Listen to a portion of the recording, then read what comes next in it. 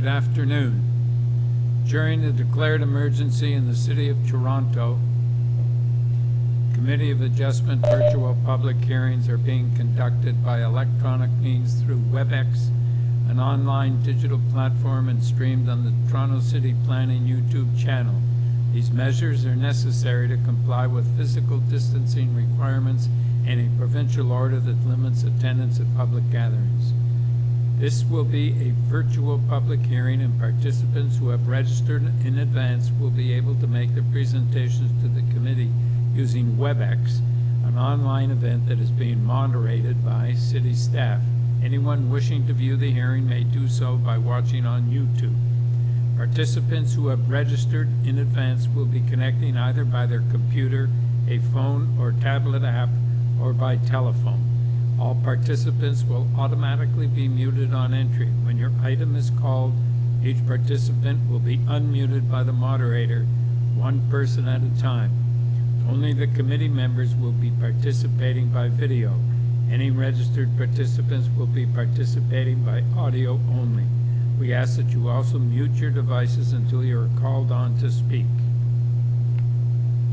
We acknowledge the land we are meeting on is the traditional territory of many nations, including the Mississaugas of the Credit, the Anishinaabe, the Chippewa, the Haudenosaunee, and the Wendat peoples, and is now home to many diverse First Nations, Inuit, and Métis peoples. We also acknowledge that Toronto is covered by Treaty 13 with the Mississaugas of the Credit.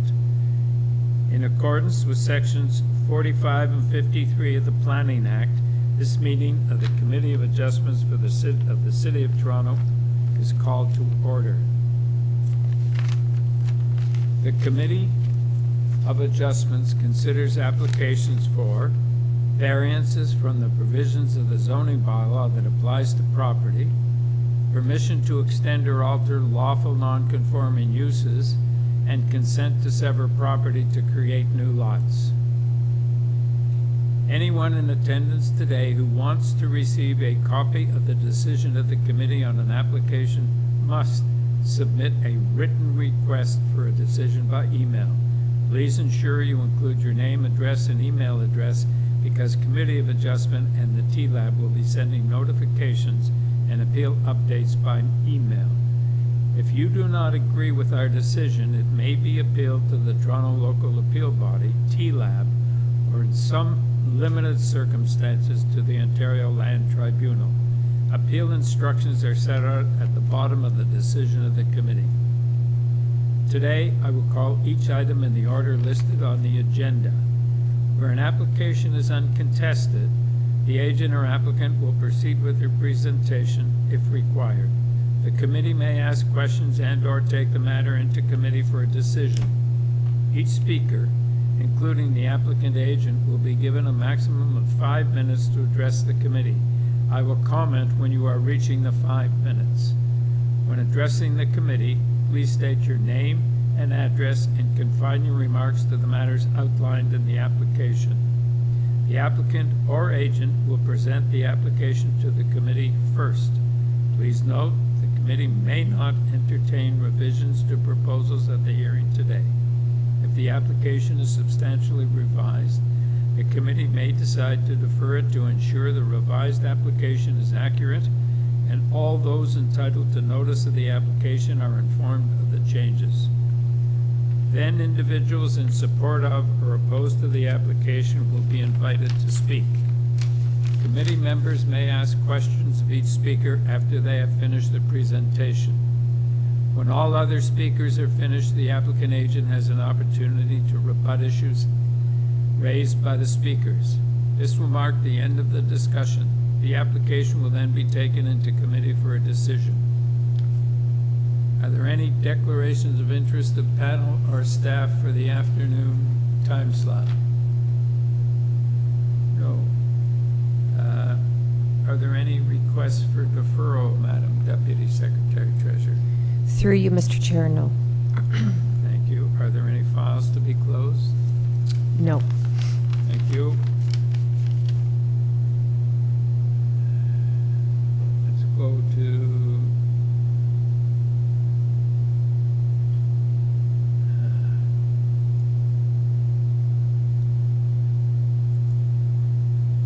Number 21, 1077 Queen Street West. Purpose of this application is to alter the existing three-story rowplex containing 3 residential dwelling units by constructing a rear second-story deck, a rear third-story balcony, and rear exterior stairs, and to construct a rear one-story detached garage. We have before us material submitted by the applicant, a report from Urban Forestry, support from 17 Humbert Street.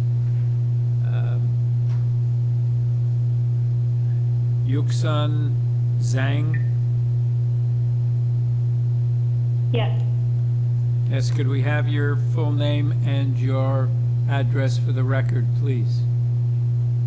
Yes, my name is Yusun Zhang. My address is 1077 Queen Street West, M6J1H3. Okay, so I don't think we need a presentation from you on this matter. Panel, do you have any questions?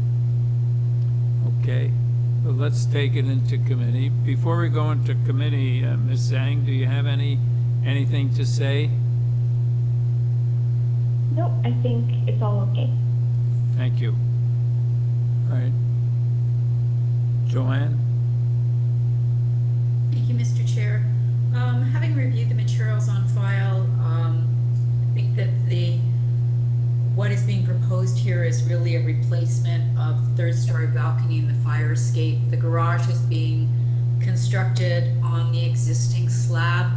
I don't think anything that's being proposed is unprecedented. I think the variances in context are minor, and I'd be prepared to move a motion to approve the application subject to forestry condition number 2. All right, thank you. Seconder? Yim, all in favor? You have your approval, thank you. Number 22, 606 Concord Avenue. Purpose of this application is to alter the existing one-story detached dwelling by constructing a one-story rear and side addition. With this application, we have material submitted by the applicant. Mr. Perez? Hello, good afternoon, Chairman and committee member.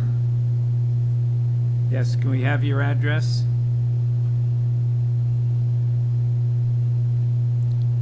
Mr. Perez? Where'd he go? Mr. Perez, you're unmuted on our end, so maybe you just muted yourself on your device.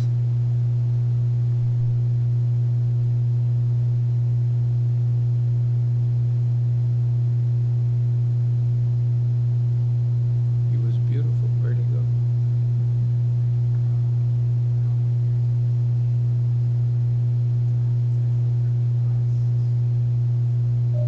Sorry about that. It keeps turning off my computer. I don't understand why. Sorry about that. Okay. Do you have any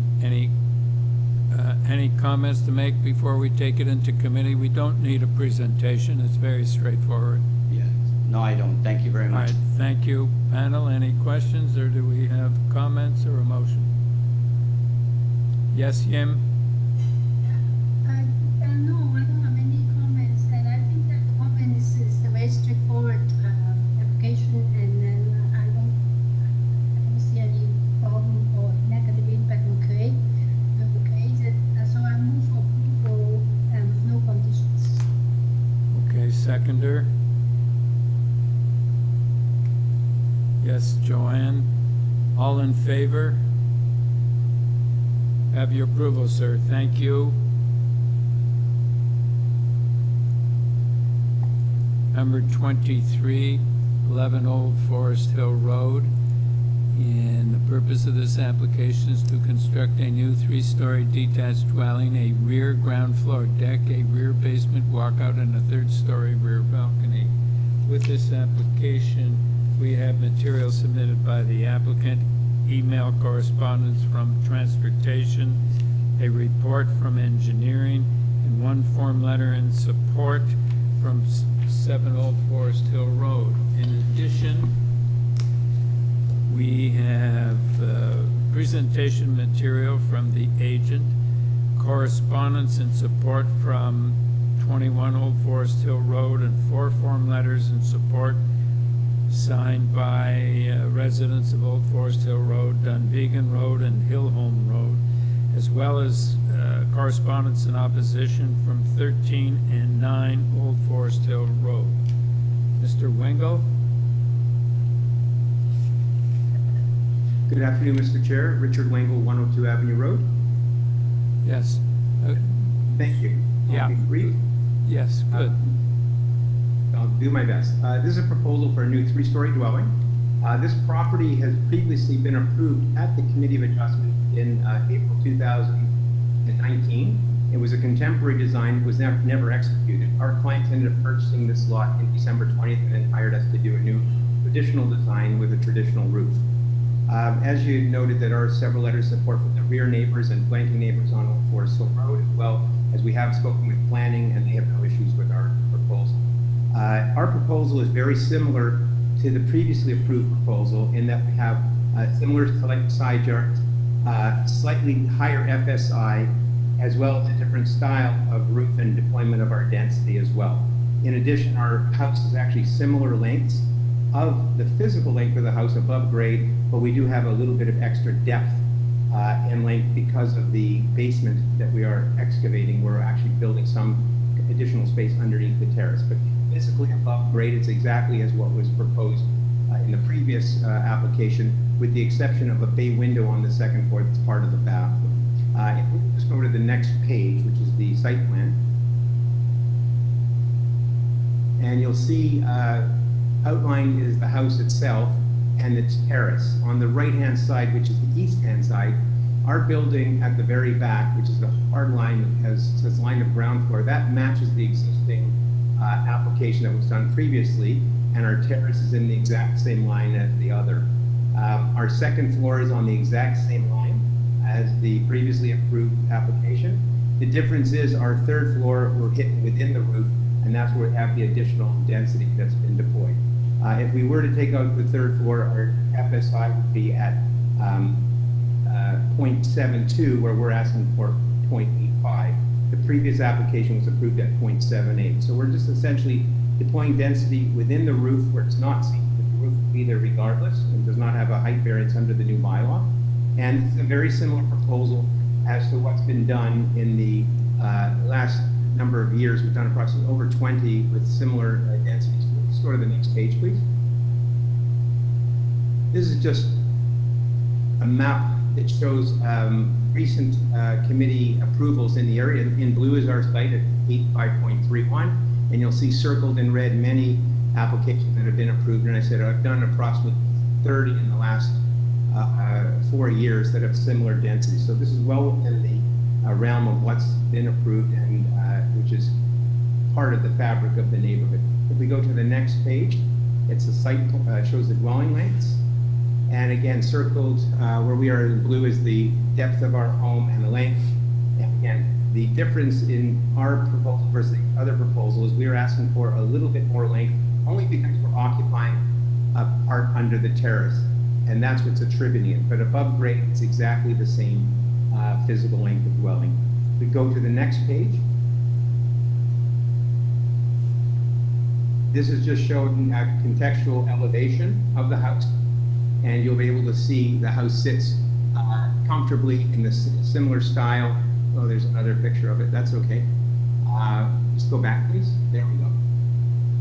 And again, there's no height variance on this. So we can go to the elevation. Thank you.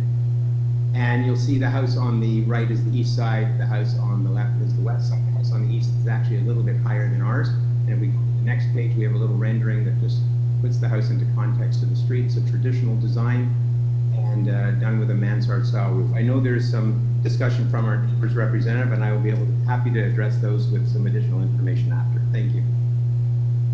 All right, any questions, panel? All right, let us move on to Melissa Winch.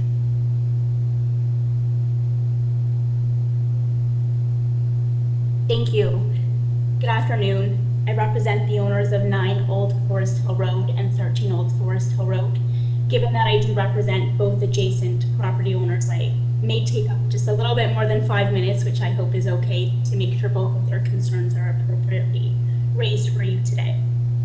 Now, as outlined in the 2 letters that were filed with the committee, we've reviewed the applications and we do have concerns regarding the building length and depth and adverse impacts to our client's privacy and significant impacts to 2 mature trees at 13 Old Forest Hill Road. As the applicant has told you, there was a prior minor variance approved in 2019, and that did grant variances for increased building length, FSI, height and depth, and rear 3-story deck. But the proposal before us today proposes variances above and beyond those thresholds that were determined to be minor in 2019.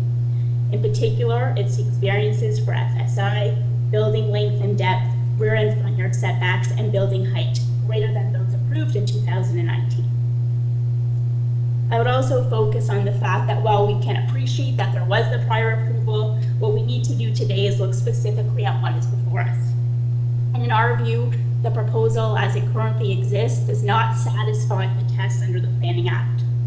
Firstly, it does not meet the official plan because the OP tells us that we need to minimize impacts on adjacent properties in relations to matters such as overlook, privacy, and so on, and ensure that new development fits the existing physical area. Well, the prevailing area consists of dwelling lengths that are less than the proposed length, 25.28 meters. And as I will take you through, there is a significant impact to privacy for both of my clients' adjacent properties. Secondly, the general intent of the zoning bylaw is not maintained. The purpose and intent of the bylaw is in part to ensure that development does not create adverse planning impacts. In this case, the application creates an adverse impact on my client's properties and more broadly does not fit in with the general built form and is not sensitively designed. The proposed length of 25.28 meters is longer than the 2019 variances by 1.28 meters and longer than what is permitted under the zoning bylaw as of right by 8.28 meters. Similarly, we have similar situations for the deck. The proposed FSI is also 0.85, which is more than double than what is permitted as of right on the lot at 0.35, and also much higher than what was approved at 2019 at 0.78. I also want to point out that the survey of approved variances that was provided with the application are not on the immediate block. Many are in fact located on the lots that are longer and deeper than the site, and in our view, are more suited to accommodate a building of increased length and depth. My clients are also disproportionately impacted. The proposed variances for building length and depth result in a dwelling that is longer than our clients' adjacent properties, with the result that they're going to face a blank wall when they're in their rear yards. And in particular, at 13 Old Forest Hill Road, that wall will be approximately 11 meters long. Now, what's really important to also point out, and a significant concern, is the impact of 2 private mature trees and what they will suffer as a result of the development as proposed. These trees are at the rear of 13 Old Forest Hill Road. These were not identified as being harmed in the tree declaration, but we believe this is an error. The owners of 13 Old Forest Hill Road, my client, engaged an arborist, both from consulting, who prepared a report that is included with our letter of objection. What that report finds, and I'll give, we'll just take a moment to have that pulled up if we may.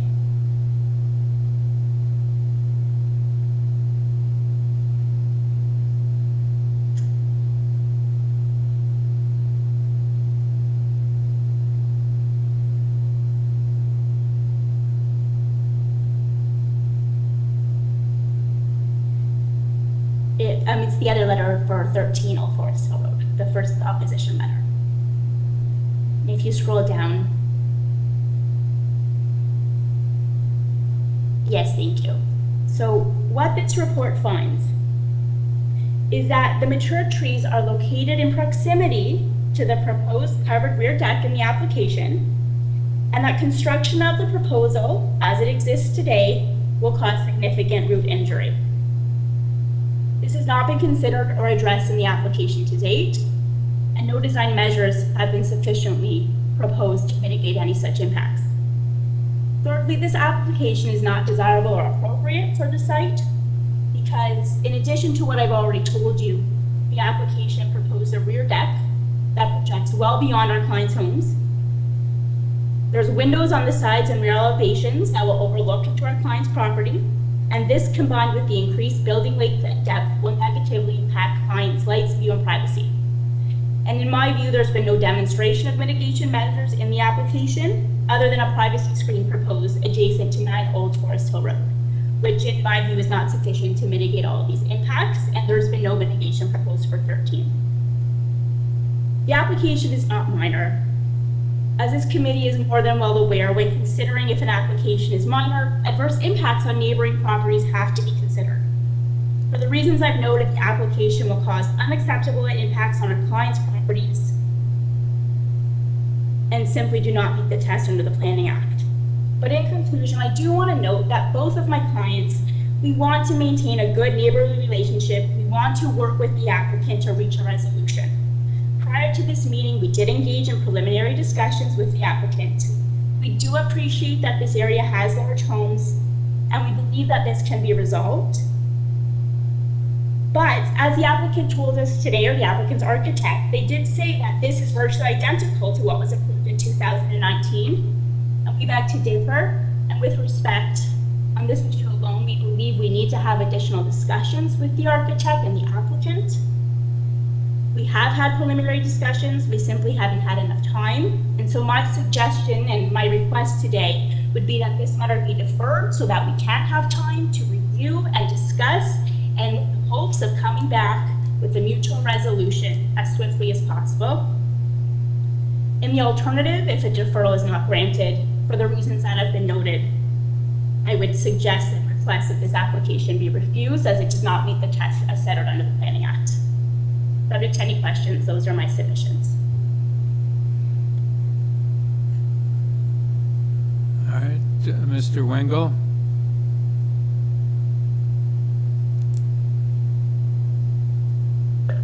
Thank you. Can you hear me? Yes. Thank you. If I could just ask for the supplemental late submissions be brought up. There's 3 additional pages, and I'll try to address all of her points very quickly. So in fairness, we did have some discussions at the very last moment. We actually had discussions since September 7th with the owners of number 13, and some discussions a little bit later with the owner of number 9. And it was only until last Friday, last Friday the 24th, that we actually had heard of Ms. Wunsch and got on the phone with her to have a discussion. But one of my representatives of my firm, Mr. Rotundo, had several discussions, 1, 2, 3, 4, 5, 6, 7, 8 discussions between the 2 neighbors in that time period. So there's no need for a deferral. We were simply told that if we win, they're going to just simply appeal us today. I said we can use the time between the hearings of the appeal period to have fruitful discussions. And we did show Ms. Wunsch a good sense of trying to work with her in many ways to satisfy her problems. I do think this does pass the 4 tests of the Planning Act. If we can just go to our supplemental file, there's 3 drawings. It would be under the late, so it would be past this presentation. And we did this after our hearing with her. Be probably at the very end.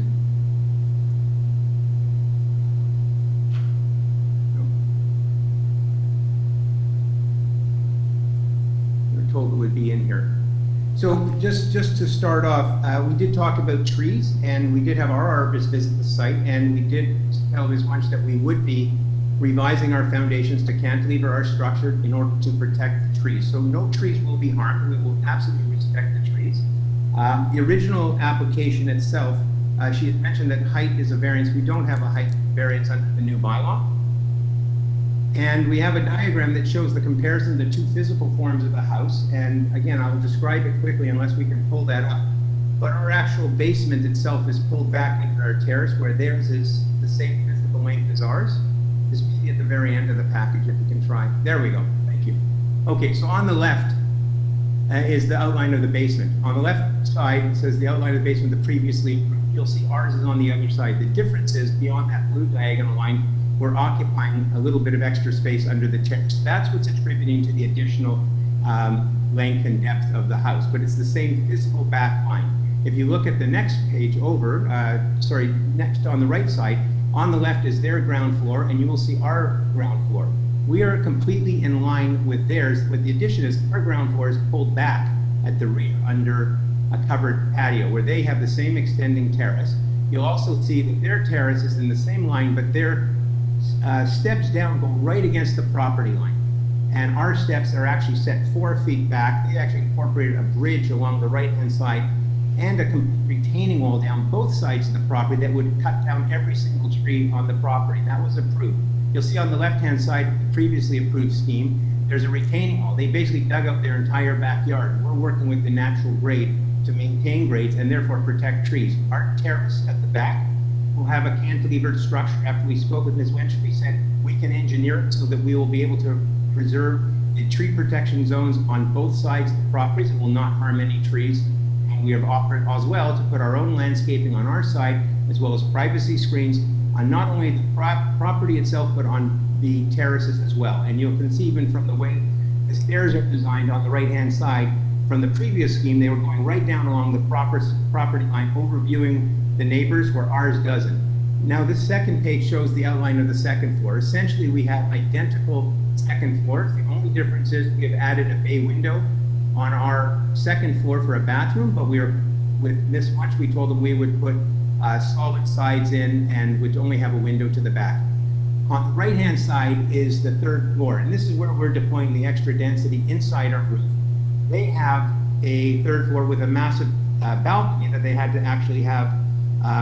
There was a condition that they had to put privacy screens. Our balcony and our third floor are hidden back inside our roof line as well, and that balcony is there only to serve the purpose of satisfying the Ontario Building Code, which requires a means of egress from a third floor and is limited to 4 square meters. They sought a variance for a much larger, almost triple the size of this balcony, and it was approved. And therefore, our condition of privacy and overview is certainly improved in our opinion, and I do believe this does pass the 4 tests. If you can just go to the last page,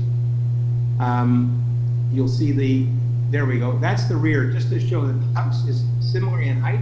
The difference on the terrace is only 0.37 meters of height. We've offered to put a 2-meter high privacy screen on our property, on our terrace, which is also set back 1.2 meters from their property line. The other originally proposed and approved project actually had a terrace right up to the property line. So we've actually improved it, allowed for landscaping. We are agreeing to landscape.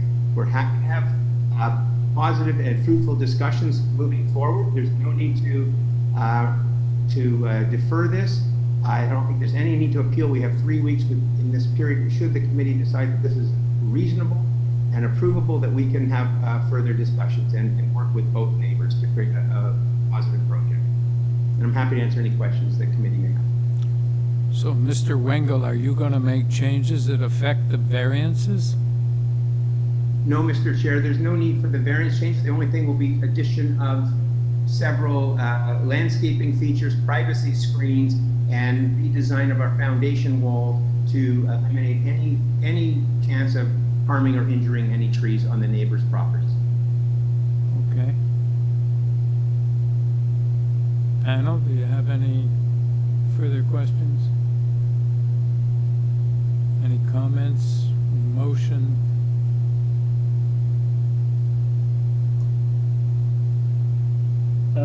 I'm happy to start, Chair. I thought the agent's presentation was very comprehensive. I appreciated the research that he had done on some of the similar buildings in the immediate neighborhood. I was also struck by the comparisons between his proposed build and the existing build next door, pointing out that there are more similarities than differences. I think my view would be that the incremental change from the previous committee approval is quite modest. And I thought the agent did a pretty good job of explaining why. I'm not of the view, I disagree with council, I don't believe that this proposal negatively impacts the neighbors to the extent that they're representing. I think it's a neighborhood of large buildings, large lots, and I don't think this would be out of character at all, and I think the variances being proposed are relatively minor, so I'm prepared to support this application. Yes, Joanne? Thank you. I would agree with my colleagues' comments. Even if I were not to be looking at a previous decision, I think the variances being proposed on their own are, in the context of the neighborhood, appropriate. I think that a lot of the FSI is of the third floor is contained within the roof space and is not, adding additional impact. I think the length and the depth variances and the overall massing in comparison to the other homes has been well explained. I think that, I would be in support of the application. I would just like to have it tied to plans just for the length and the depth variance, because that is below grade, so that there's just no question at all that depth and length isn't at the ground floor. Would you make a motion, Joanne? I can, if no one has any further comments. I would move to approve the application tied to plans, subject to the transportation conditions in the May 11th email and development engineering conditions. Right. You second that, Larry, or do you? Could I just make this a little friendly amendment? I heard the agent make reference to privacy screening on the balconies, and while that is laudable, and I'm sure they'll do that, I wouldn't mind putting a condition into that effect, just so that goes along with the approval. So friendly amendment, Joanne, I agree. and I'm happy to second that. Okay, all in favor? You have your approval, sir, thank you. Number 24, 39 Roxborough Street. Purpose of this application is to alter the existing two-story semi-detached dwelling by constructing a rear deck and a rear detached garage with a rooftop deck. With this application, we have materials submitted by the applicant, email correspondence from Urban Forestry and Heritage Preservation, 2 form letters in support from 37 and 41 Roxborough.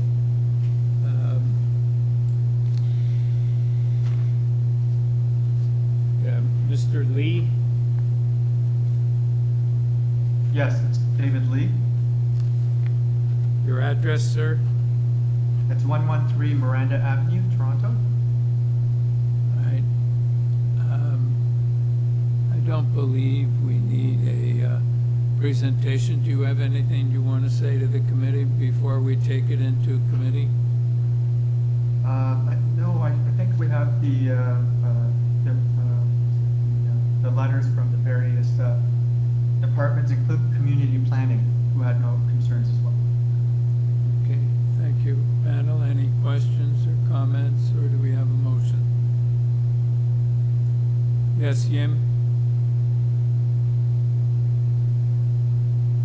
We can't hear you, Yim, you're muted. All right, I looked at the application and all the drawings. Actually, it is the proposed deck above is actually because the change of grade is quite dramatic for the garage. It's more or less a grade. So I do not think it will create any kind of overload or negative impact. So my motion is to approve the, I don't think there's any conditions because the other comments, departments, heritage and forest, they seem to be satisfied. So there will be no conditions. Do you have a seconder? Joanne? All in favor? Have your approval. Thank you. Number 25, 91 Glen Edith Drive. Purpose of this application is to construct a new two-story detached dwelling. With this application, we have material submitted by the applicant, reports from planning, engineering, and urban forestry, one form letter in support from 90 Glen Edith, opposition from several addresses on Glen Edith, one on Ardwall Gate, and another one on Glen Edith.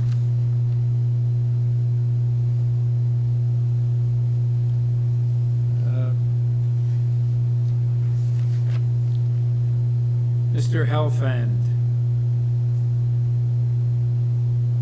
Good morning, sir, or good afternoon, sir. Good afternoon. So could we have your name and address for the record?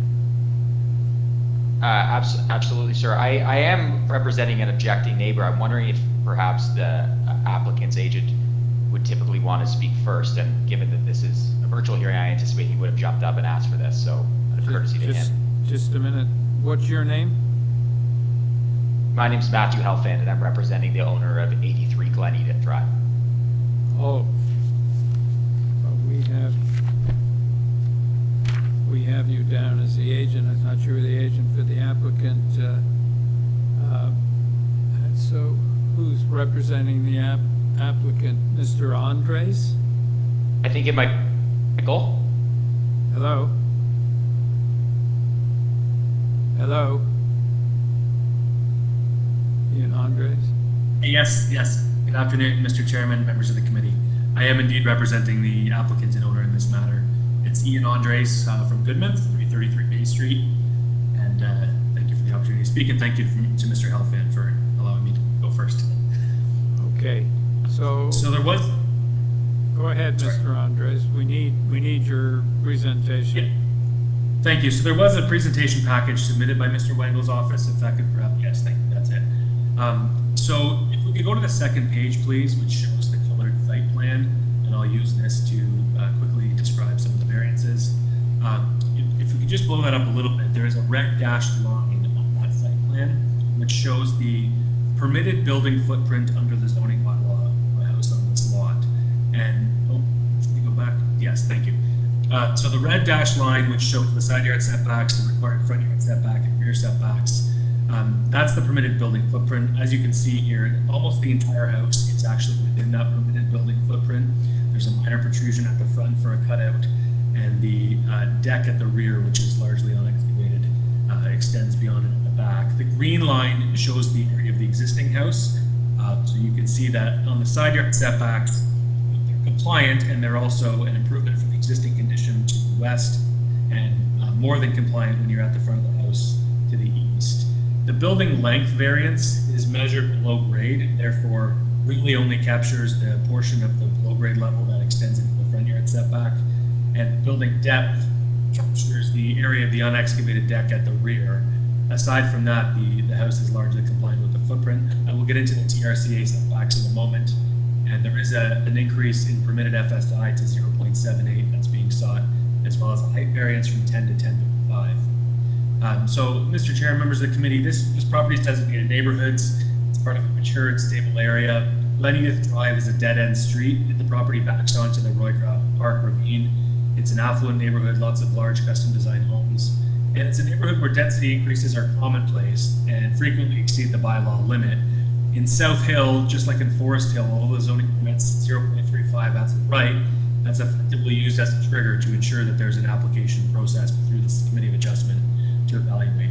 So if we could go to the next slide, Mr. Winkle's office has done research on this matter as well and provided examples of other density variances approved in the neighborhood on this slide.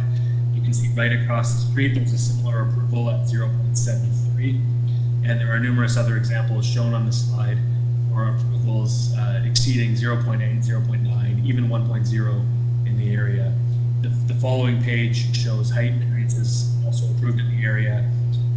Across the street was 10.5, just as being sought here, and there's other approvals for 10 and 11 meters. So from our perspective, the height density being sought is not out of character with the existing physical character, and it is in keeping with the recent approvals. And if we just go back to the site plan for a moment, I just wanted to quickly comment on the density, because by virtue of being largely within the asset right footprint, if this house instead were to be U-shaped with the same width and two wings on either side but a void in the middle cutting, the density number would shrink dramatically. The house would appear identical from both the streetscape and the neighboring properties, and the impacts would be identical. So that is why we can't rely on the density number as an inherent metric of whether the variances are problematic or not, and it's our submission that they're not problematic. I know there's been some objection letters submitted, so I'll wait to hear what the neighbors have to say and comment and reply.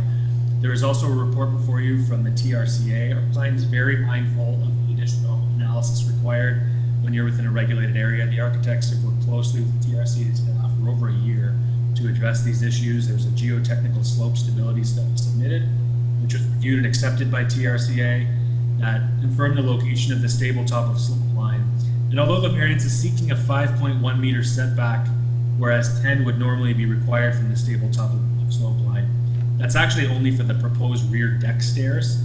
The house itself, the habitable space, is set back over 9 meters at its closest point, and the 9 meter setback is consistent with the existing house. So TRCA reviewed all that and confirmed that it was satisfied. Its letter of June 7th indicates it supports the proposal and has no objections. And then there was also a report from city planning and from engineering construction services. Our client and the architect, again, worked closely with planning and ECS staff to ensure they would not have any objections. And both departments have submitted reports confirming that the variances are acceptable and there's no concerns. The variance for garage entrance is just a technical variance because although it's showing as a below grade garage, it's in fact above grade from a reverse slope perspective. It's not a reverse slope. It just, the topography of the lot happens to place the specific entry point slightly below where the garage entry point is otherwise. So to wrap up, Mr. Chair, members of the committee, it's our respectful submission. These variances do meet the 4 tests, both collectively and individually. They're desirable. They respect the existing physical character and reinforce its stability through reinvestment. The intent and purpose of the official plan and the zoning is maintained. The proposal is fully compliant with the built form and neighborhoods policies. And the variances are minor in terms of both magnitude and the fact that they produce no adverse impacts. They're consistent with recent approvals. They're almost entirely compliant with the envelope deemed acceptable in the zoning bylaw. And there's no additional overlook or privacy impacts beyond what would be permitted as of right. So we respectfully request approval subject to the conditions that staff are recommending. Thank you. Any questions, panel? Okay, Diane Walker? Sorry, Chair, just one quick question, if I might, Yes. of the agent. Yim has one as well. I appreciate that this is a single lot. It looks twice as long as, or wide as most. Would this be considered what we would think of as a double lot? It's a double frontage for sure, so the lot would have been likely combined at one point in time. I don't actually have the original plan of subdivision available to tell you when it would have been combined, but it is one lot of record for the purposes of this application. Right, but we wouldn't often see a lot configured like that with a rather large open space adjacent to it. Yeah, presumably there was an assembly at some point in time. I don't have that information handy to me. So the historical development obviously put a house on the westerly portion of the lot and not the east. But as it stands today, it's common ownership for the whole property, and our client purchased it as it is, as you see it there on the Okay. survey. Great, thanks. Yim? Also, my question is about the reverse slope, the garage slope. You said that it's only technical, but I try to understand it. It's just, I think you try to explain too. But is it a reverse slope or not? Or if we're going to approve variance number 2, you still need to make agreement with the city about on reverse slope. That will be a condition, is that correct? Yes, thank you for the question. So as you can see there on the screen from the Engineering Construction Services memo, there's recommended conditions requiring plans and a report that deal with drainage for the driveway, as well as a legal agreement. So we're happy with those conditions. To answer your question, and to, as I said in my submission, on the site plan, the elevation at the entrance to the garage is showing as 149.8. Yeah. And the driveway, if you sort of extend towards the street straight from the garage, you can see that it shows at 149.79. So the garage entry is effectively at the same elevation of 1 centimeter higher than the driveway is there. And in fact, there is a positive slope going into the garage that the architects have worked through, and we'll make sure that that gets implemented through the final building permit drawings. And although the plans show for a trench drain at the driveway entrance, I understand that that actually may not be necessary because of the positive slope that's going to be proposed. And the reason it shows up as a variance is because the driveway, as it meets the street on the westerly part of the property, has an elevation, a higher elevation of 150.38. So there is there's a spot elevation that's higher there, and that triggers the application of the zoning standard. I understand now. You see, because there was a contradiction in my head when you explained it first. Okay, now I understand it. Well, thank you so much. You're welcome. All right, Diane Walker? Hello? Yes. I'm Diane Walker. I live at 5 Glen Edith Place. Thank you for allowing me to speak. I submitted a letter with my points. I just have a few additional comments. In my view, I don't see these as minor variances when the length is 1.5 times what is permitted. The FSI is 2.2 times what is permitted. The setback from the top of the bank is half of what is permitted. Having listened to comments in the previous matters at this hearing, I understand that these may not be out of the way in some neighborhoods. Our neighborhood is very small. No other house other than one currently being constructed exceeds the FSI to this degree. The character of our street has been changed significantly by the house that's currently underway, also designed by Mr. Wengel, and I'm sure in keeping with this proposal. There was little formal objection to that build in the interest of being good neighbors, although many neighbors worried about the size. Now we see that the same type of building in excess of bylaw permitted lengths and heights and so on is to be built across the road. There's a house on the very small cul-de-sac where I live that has just gone for sale, and I'm certainly concerned that the same kind of approach would be made there. The proliferation of this style of building in Forest Hill or South Hill does not have to spread onto our small dead-end street. There are 13 houses in our little neighborhood. 2 are currently not occupied. 1 is occupied but is for sale. 1 is the applicant. That leaves 9 houses and 6 letters of objection from those houses. 1 letter of support from the new build, which is going on right now by the same architect and the same builder. As you can see from the previous house on the site, there was a large amount of green space, which was also true for the house under construction at 90 Glen Edith Drive.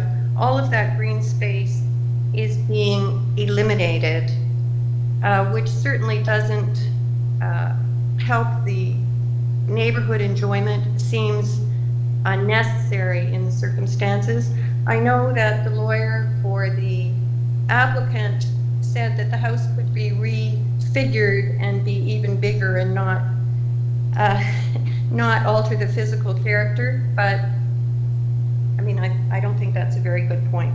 Anyway, we realize we can't go back to what was, but we do feel that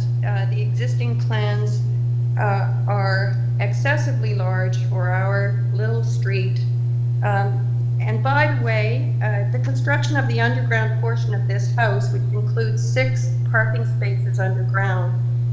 For some reason, that doesn't seem to require any permission for bylaw approval, but it makes these buildings more like commercial construction than just a single-family dwelling would normally entail.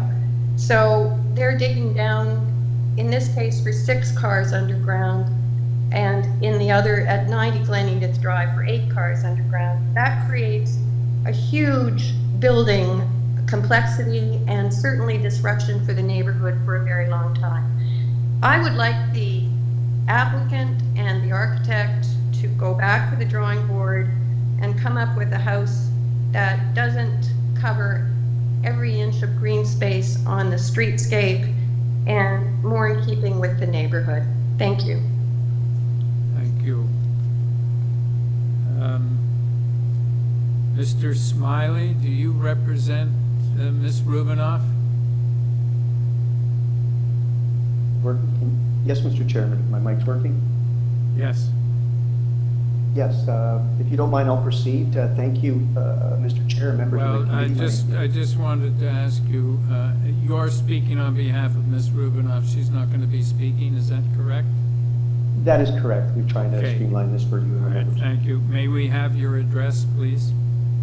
539 Douglas Avenue in Toronto. All right, thank you.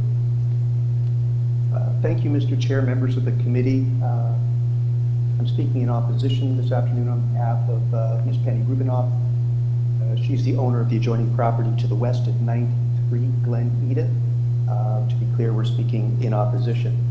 I will refer to a few things, and hopefully the secretary there can assist with overheads. Ms. Rubinoff's lived at her property for some 27 years, and it was designed by a very notable Canadian architect, Gordon Ridgely, with particular attention to its rear amenity area, maximizing penetration of light and maximizing sky views of such amenity areas for the rear portion of her home. To be clear, Ms. Rubinoff, is in opposition to the variances as it relates to her neighborhood, both local and broader context, but she's asked, and we are going to confine our comments primarily to how it impacts her. So having attended at her property and reviewed the proposed variances in the context of her home and the context within which it's situated, it's going to be my submissions that we don't view these variances as satisfying the 4 tests and they're not being minor. The context is important, and aside from the fact that this home, the lot is quite different, and it would be disingenuous to suggest it's similar to the lots in the fabric or in the immediate context, it does comprise somewhat of a double frontage lot with very, there is limitations to its total length. If I could ask the committee chair to put on, or secretary to put on the site plan for the property, just so I can show you the rear. And I did say that I've attended the property, but I understand that planning staff, to my client's knowledge, no one's been in the rear of the property to get the perspective I'm going to share with you now. Ms. Rubinoff's property is on the far left. If you can bring that up, that's perfect. Is on the left, thank you. And you'll see at the rear of the property a terrace, and I'm going to show you in a moment a photograph on the left side of the hand on Ms. Rubinoff's property what the terrace looks like. And I'd like you to consider the built form that is encroaching towards the setback there, 1-story bathroom area and the extension of a covered deck with, you'll see the barbecue right there in the top right-hand corner. If I could ask for the photos at the back of my letter to kindly be brought up so I can show you what that looks like, members of the committee. So it would be the objection letter from Ms. Rubinoff, and it was a Schedule A with 2 photos. That's not that, it would be on Faskin letterhead.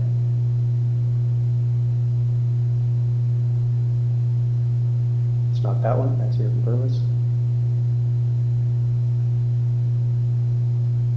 It's not that. No, it's not. No. Try one more. That's it, thank you. So to the photos in the back, members of the committee, just to take a look from the rear of her property, that's a photo looking from her amenity space at the rear to the back of her property, and that terrace and upper area that you will see in the top left-hand corner is the only light penetration for that portion of the home. The second photograph is actually standing on the deck and looking towards the applicant's property.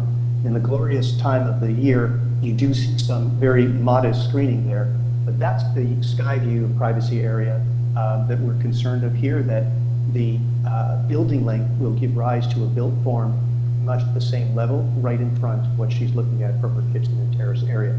Regarding the application being minor or not, with respect to the official plan, we all know that the application, the height, the massing and scale is supposed to sit respectfully into the neighborhood and take account of the development in and around it. We don't see that as being the case here, and contrary to policies 4.13 and 18 of the official plan, we don't feel the side and rear yard treatment of the applicant's property reinforces the existing physical character of the neighborhood. We all think in front lot and streetscape views, but I do beg to point out to members of the committee that the rear yard of these locations is also extremely sensitive to homeowners, and that context is missing here. With regards to the zoning bylaw and general intent of the zoning bylaw, they're asking for, I can almost count them on two fingers, of multiple variances to relatively all of them to the new zoning bylaw, except one to height of the old bylaw. We see this as maximizing livable and usable space on the lot, comprised to give great extent to its unbuildable portions in the ravine. And there's clearly a lot of room on this lot to have a larger home with many of the attributes the applicant's seeking without the need of impinging into impact on the neighbors, as Ms. Rubinoff will experience here. As for desirability and appropriateness, this is a 10, 11,000 square foot home. It's a double lot. It's not in keeping necessarily with other decisions, albeit there is a density decision across the street. But you've heard from the other speakers that that was not something that the neighborhood was supporting. And what the applicant's doing here, respectfully through its variances, is essentially incrementally changing the context. We don't see that as minor and or desirable. As for its impact and being minor, clearly the variances will have impacts, untold impacts on the neighborhood. It's not a one-off. This property is the same as the neighbors, as we saw in your Old Forest Hill application. Mr. Smiley, your time is up. Perhaps you could wrap up. Will do. Thank you, Mr. Chairman. We're just respectfully submitting to you that the application before you is not minor through its variances, and we'd ask the committee, if it's not in a position to defer the application, to deny it. Thank you so much. Thank you. Mr. Helfand?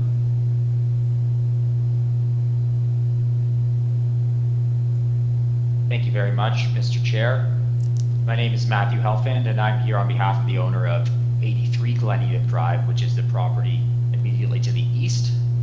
My address is 181 Bay Street. And it's my submission to the committee today, further to my letter, that the proposed variances do not meet the four tests and should all be refused. From the outset, I need to urge the committee to consider this development for what it is and not what it might be hypothetically.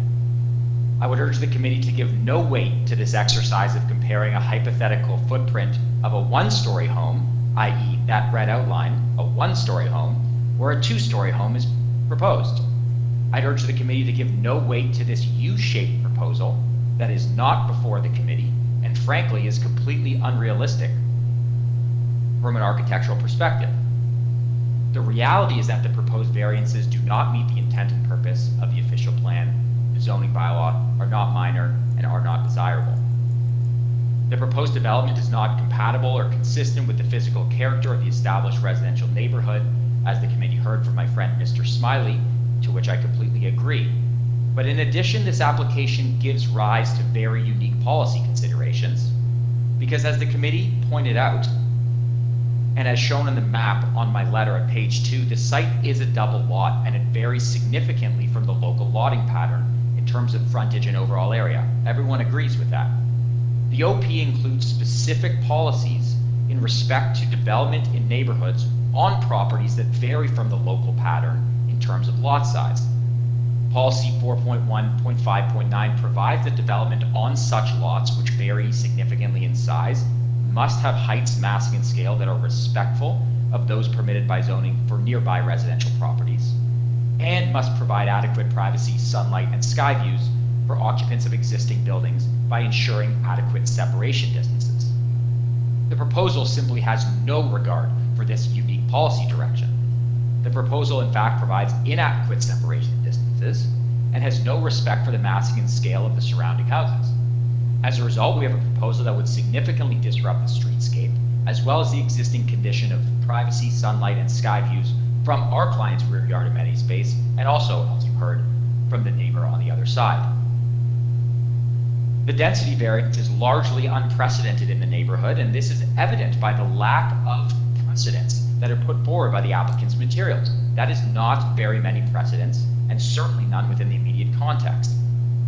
In terms of intended purpose of the zoning bylaw, the site has a permitted FSI of 0.35 and more than double at 0.78 is proposed. FSI standards are intended to regulate the built form and limit the scale and massing of a structure on a particular property. And in this case, we have a double lot that is much larger than its neighbors and also backs onto valley lands that are undevelopable. A larger lot does not create a de facto right to larger FSI, and in this case, the proposed FSI and other built form variances create a building that interrupt the streetscape pattern and the neighboring properties to such an extent that it does not maintain the intended purpose. I would be remiss if I also didn't point out specifically the front canopy variance, which adds a meter to a front canopy with no planning rationale whatsoever. It's a vanity variance, and it's not appropriate. Now, on to the point of minor and desirable, it's my submission that these variances are not. From a quantitative perspective, we see a more than doubling of the FSI, which doesn't include the large parking area for 6 cars and countless bikes, and the covered rear patio. But from a qualitative perspective, the proposed development will cause significant negative impacts in terms of shadowing, loss of light, view, and reduction of privacy. Now, in a report to the committee, city planning staff did note that they have concerns with privacy and overlook onto our client's property specifically, but from the main floor rear deck.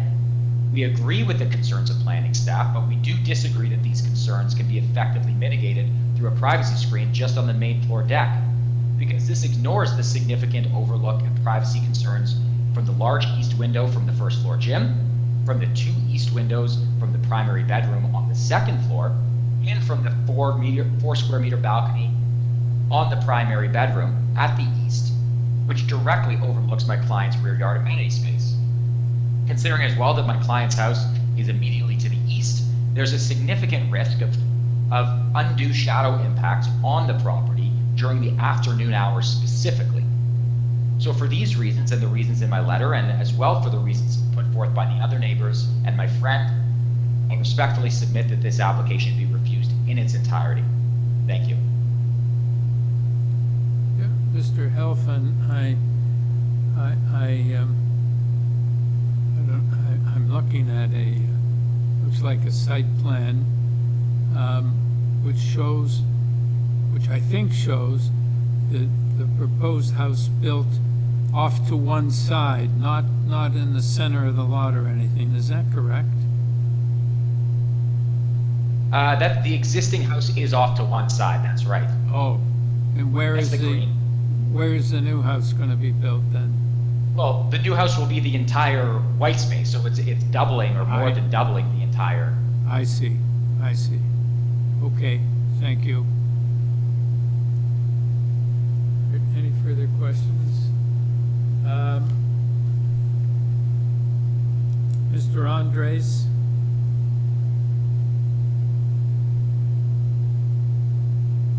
Yes, sir. Yeah. Could we have your comments in rebuttal? Certainly. So I did confirm with the architect, in response to Mr. Clay's question, that this is an original double lot, so that was the way it was originally laid out, I'm told. Just working backwards, first dealing with Mr. Helfand's submissions on behalf of the neighbor to the east.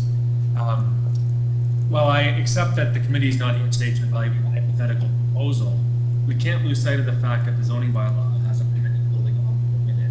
And although Mr. Helfand's client is used to there being an open space on the property next to 83, it certainly does not have to remain that way. And the zoning bylaw would permit a new 2-story house to be built within 1.8 meters of that easterly lot line.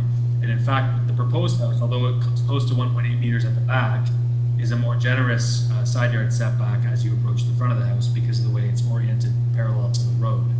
So with respect, I would say the concerns about privacy overlook are exaggerated. The house, as it relates to the house to the east, is being built where it's supposed to be built. And to the extent the concern is impacts on the house to the east, I don't think we've heard any actual credible impacts that wouldn't otherwise happen from the as-of-right situation.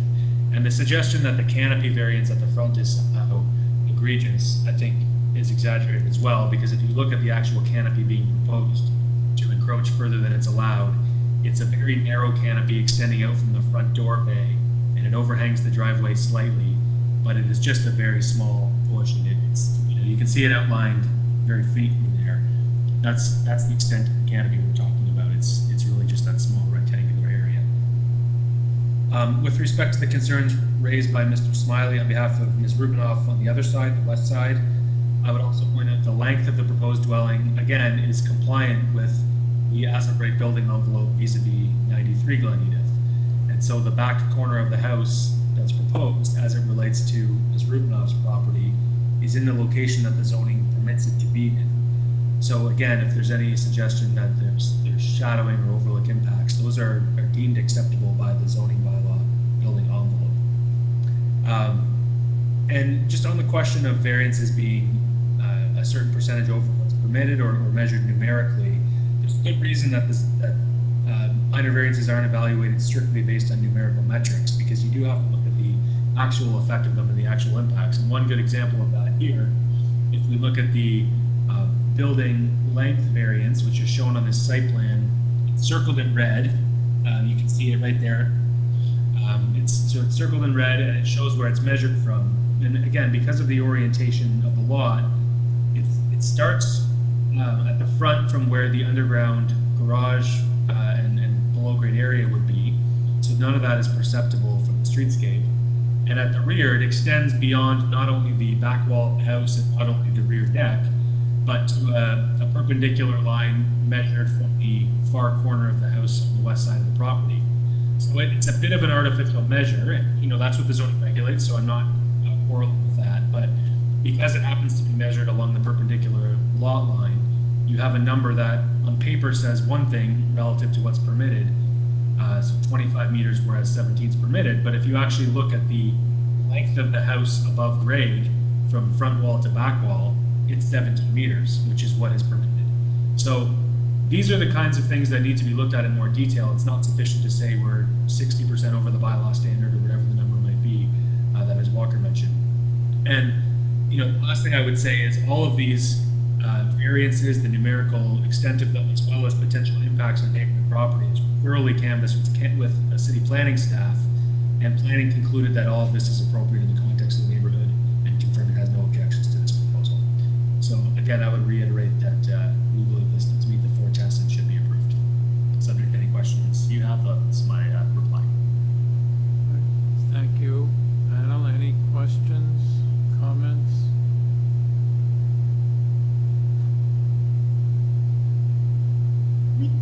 Are we in committee now? Yes. Okay. Who wants to start? Okay.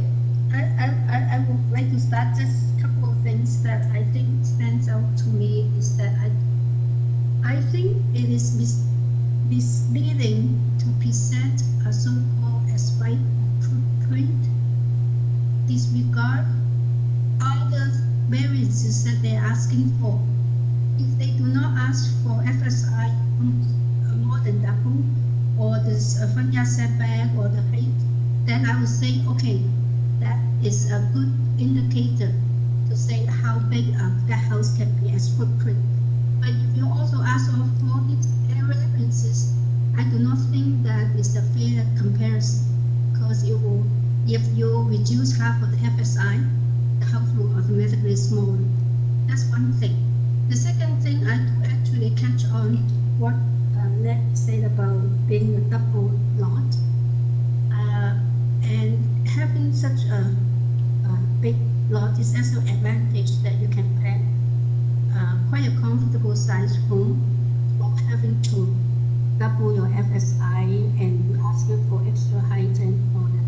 And I think in that context, it sort of gone beyond my comfort zone as consider accumulatively it is a minor variance application. And I do think that it does not go with the character of the street or the immediate neighborhood. I can understand why people like to build large homes and all that, and this is probably in the area they can do it.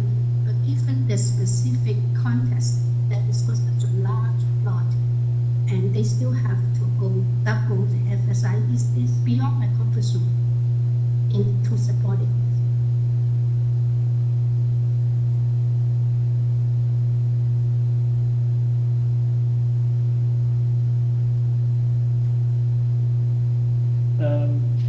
Go ahead, Ryan.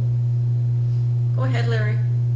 Yeah, first off, I just wanted to acknowledge and thank opposing counsel for their input and the other residents who spoke on this. I appreciate their perspective. I also wanted to thank the agent. I thought the presentation material was good and sound and very helpful, and particularly the response in terms of addressing some of the concerns by opposing counsel. This is, in my view, a double lot.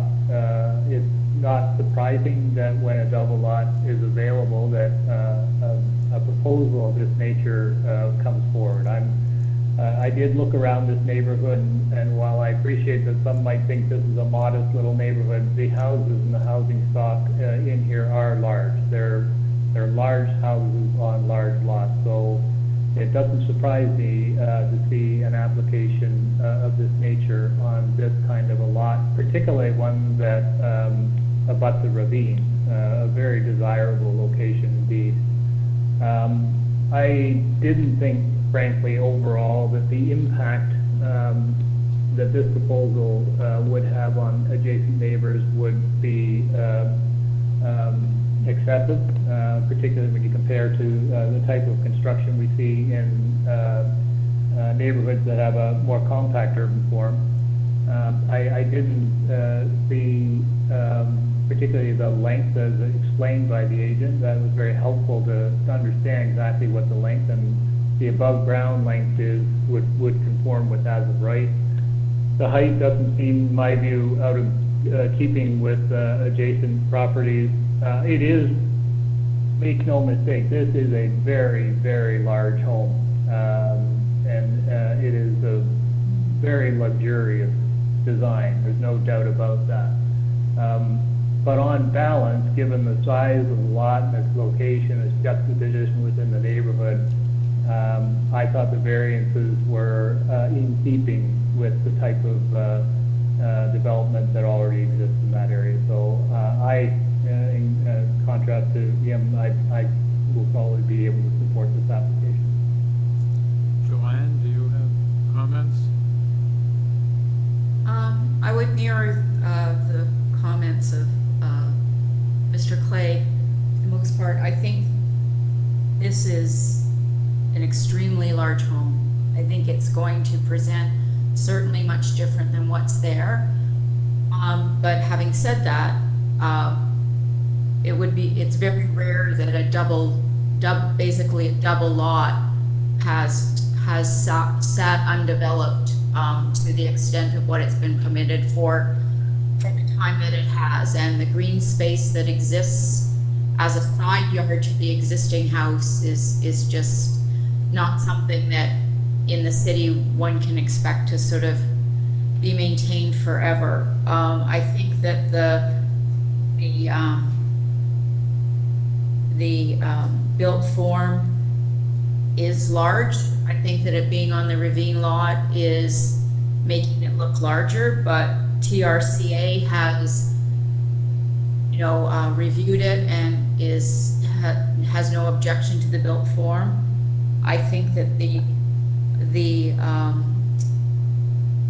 that the depth and the length have been kept to the bylaw requirements on the ground floor. You know, frankly, if a size of this house and they would want greater depth on the main floor, that would cause me a lot more concern than below grade. It is going to be a new change. The massing is going to be completely different than what's there, but it is a double lot. And I think in context, the variance is being requested and the size of the project in the lot is not unprecedented in the neighborhood.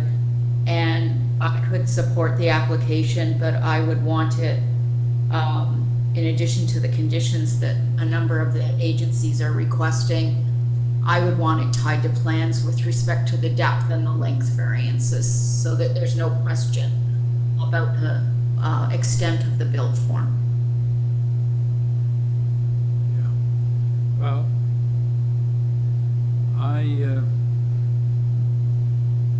I'm torn here.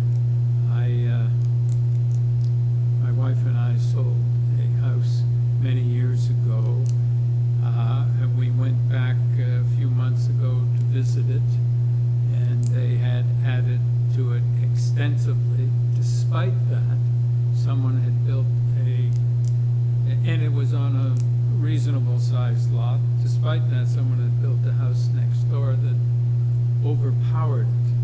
And sitting in the backyard, you could feel the size of the other house being oppressive. So I know this area somewhat, Glen Edith.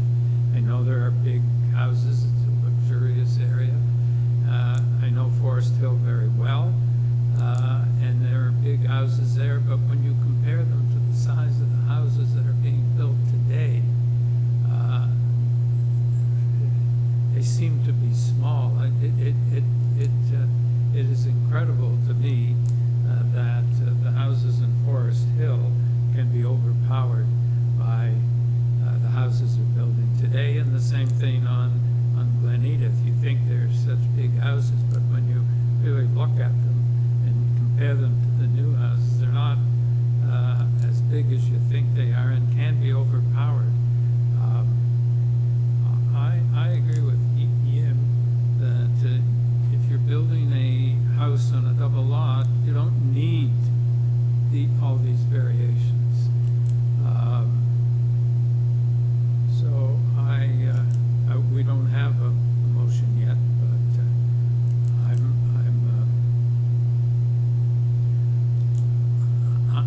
I'm not sure how I would vote, but I'm sitting on the fence here. So if somebody would make a motion, we can deal with the motion. Well, why don't I kick it off just to provoke that decision. I'm prepared to move a motion to approve this application, subject to engineering conditions, planning conditions, forestry number 1, and that the building be tied to plans with respect to length and depth. All right, we have a seconder. Joanne, you second the motion. All right, all in favor? All opposed? It's a tie. I can't break the tie. So I guess the motion is refused. Application is refused.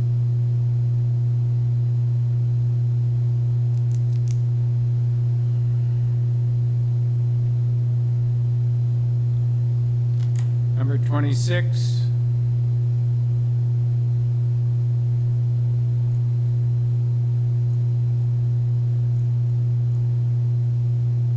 '85 Somerset Avenue. Purpose of this application to alter the existing two-story detached dwelling by constructing a front third-story addition. With this application, we have material submitted by the applicant and correspondence in support from 83 Somerset Avenue.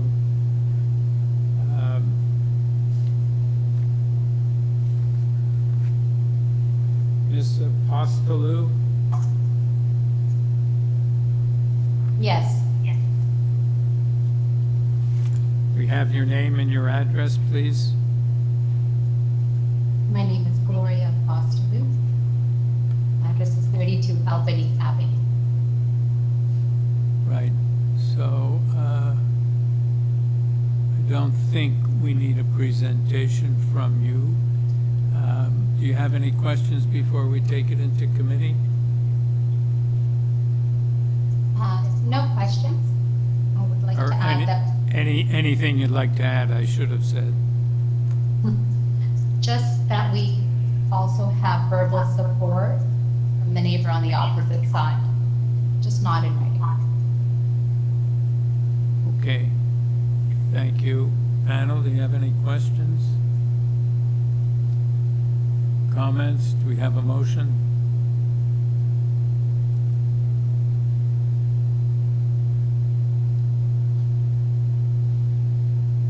Yes, Joanne? Thank you, Mr. Chair. Having reviewed the materials on file, I think what's being proposed is a modest addition. The design is trying to ensure minimal impact, and I would be in support of the application and would be prepared to move a motion for approval with no conditions if my colleagues have no further comment. Seconder? Yim? All in favor? Have your approval, thank you. Number 27, 61 Roxborough Street.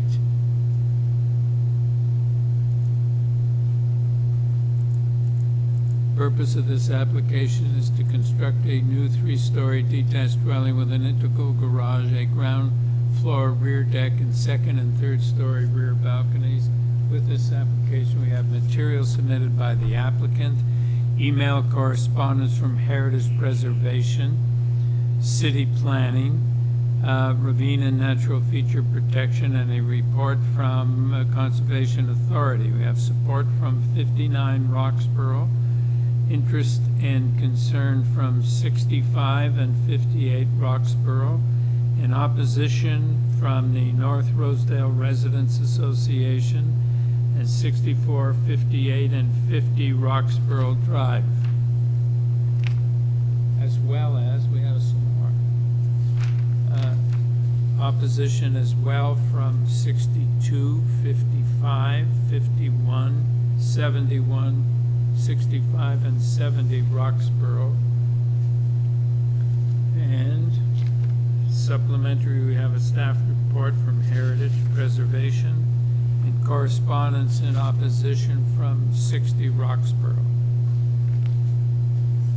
Ms. Pepino?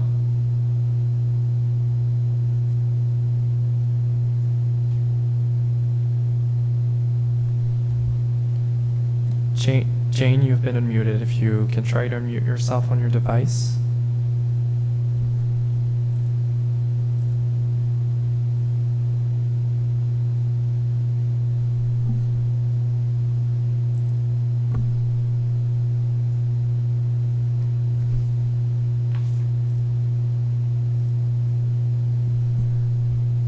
You can go ahead, you've been unmuted.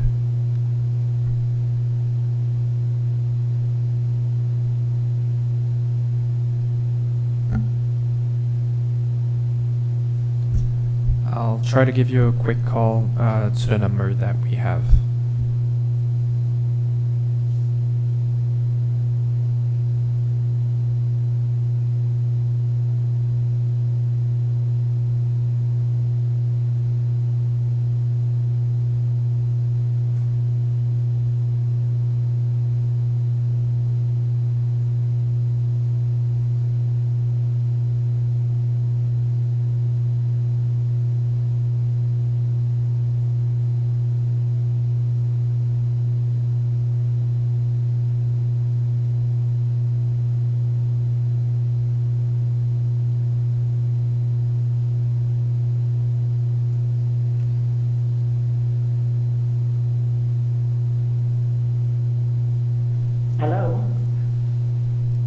Am I able to be heard now? Yes, we can hear you. Can we have your name and your address, please?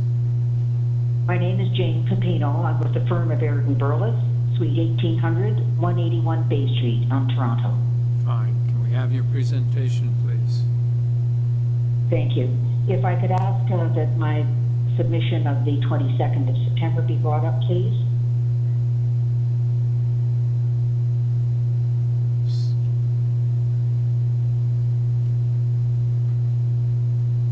Mr. Chair, just while we're waiting for that, I just wish to correct that the record, this is with respect to 61 Roxborough Drive, not Roxboro Street. Yes. Okay. Thank you.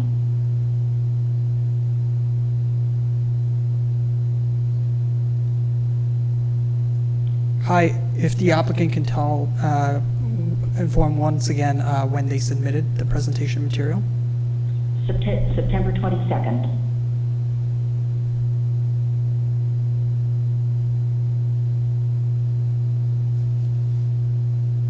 It's the covering letter, I think.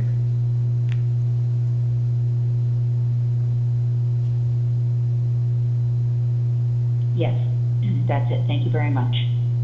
And I'll skip through it quickly, recognizing that the members of the committee will have read this, but I think it's important to note that within the Heritage Conservation District of North Rosedale, this property has been rated and therefore is capable of being replaced with a new dwelling. It is for that purpose then that we have worked closely with Heritage Preservation staff, with the North Rosedale Residents Association and the city to design this particular proposal. The other thing that I wish to stress is that because this is a ravine lot of some 968 meters squared, we are, however, restrained in part, and a number of the variances come from the fact that less than 1/3 of the lot is above stable top of bank. And contrary to what you see in neighboring houses, for example, 65 directly to the east, abutting the subject property, present and current standards no longer permit intrusion into the 10 meters, or without permission, of course, into the stable top of bank setback, or as is in the case of 65 Roxborough Drive, just immediately to the east, beyond that line. So those are the two things that have shaped the particular design of this building. And if I could simply highlight for you that Heritage Preservation Services have a staff report in support, and I can advise you that Heritage Preservation Board and the Toronto East York Community Council have accepted the recommendation for approval of both the demolition of the existing structure and this replacement dwelling on the subject site. Equally, TRCA has been very deeply involved and has agreed to removal of the existing structure, which has an extensive deck at the moment, which extends beyond the stable top of bank by several meters. But they have approved the subject design, which removes any intrusion beyond the stable top of deck, of bank rather, by terraces or deck. And they have indicated they are satisfied by geotechnical evidence with respect to safe construction, both as to ravine stability and to stability of abutting properties. The limited ground level amenity space that is resulting on this particular lot has given rise also to provision of amenity space on the second and third floor terraces, which have also been approved by the TRCA. And I can note that the total of all three platforms for which approval is being sought through these variances is less than the existing deck on the property today. Also, there has been ravine and nature protection consideration given. Several trees, none of which are found to be in good condition, will have to be removed, both for purposes of construction and for purposes of maintaining and dealing with dangerous or poor conditions. There will be the replacement of a large mature tree in open, green landscaped open space in the front yard, in contrast to a tree today which is non-native, meaning has some condition problems and which is fully paved over its roots. So to come to the variances, if I could ask the operator please to go to the hyperlink on page 2, and with respect to hyperlink number 6, that I think will allow me to quickly take you to the key variances. I can say that variances 1, 4, and 5 all relate to the number and the size of the platforms proposed.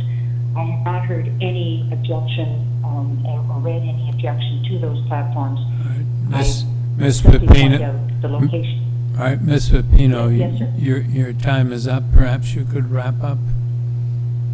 Thank you. If I could just ask you then to go through to the hyperlink under 86, please.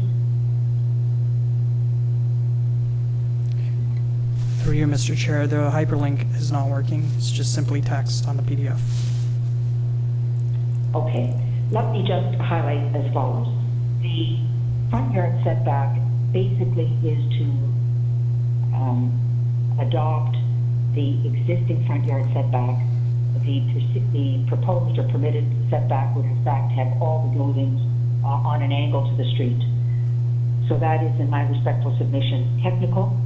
The below-grade front yard setback is required only because there is a portion of the basement at the rear, given the grade, which is above ground level, but otherwise would not be seen.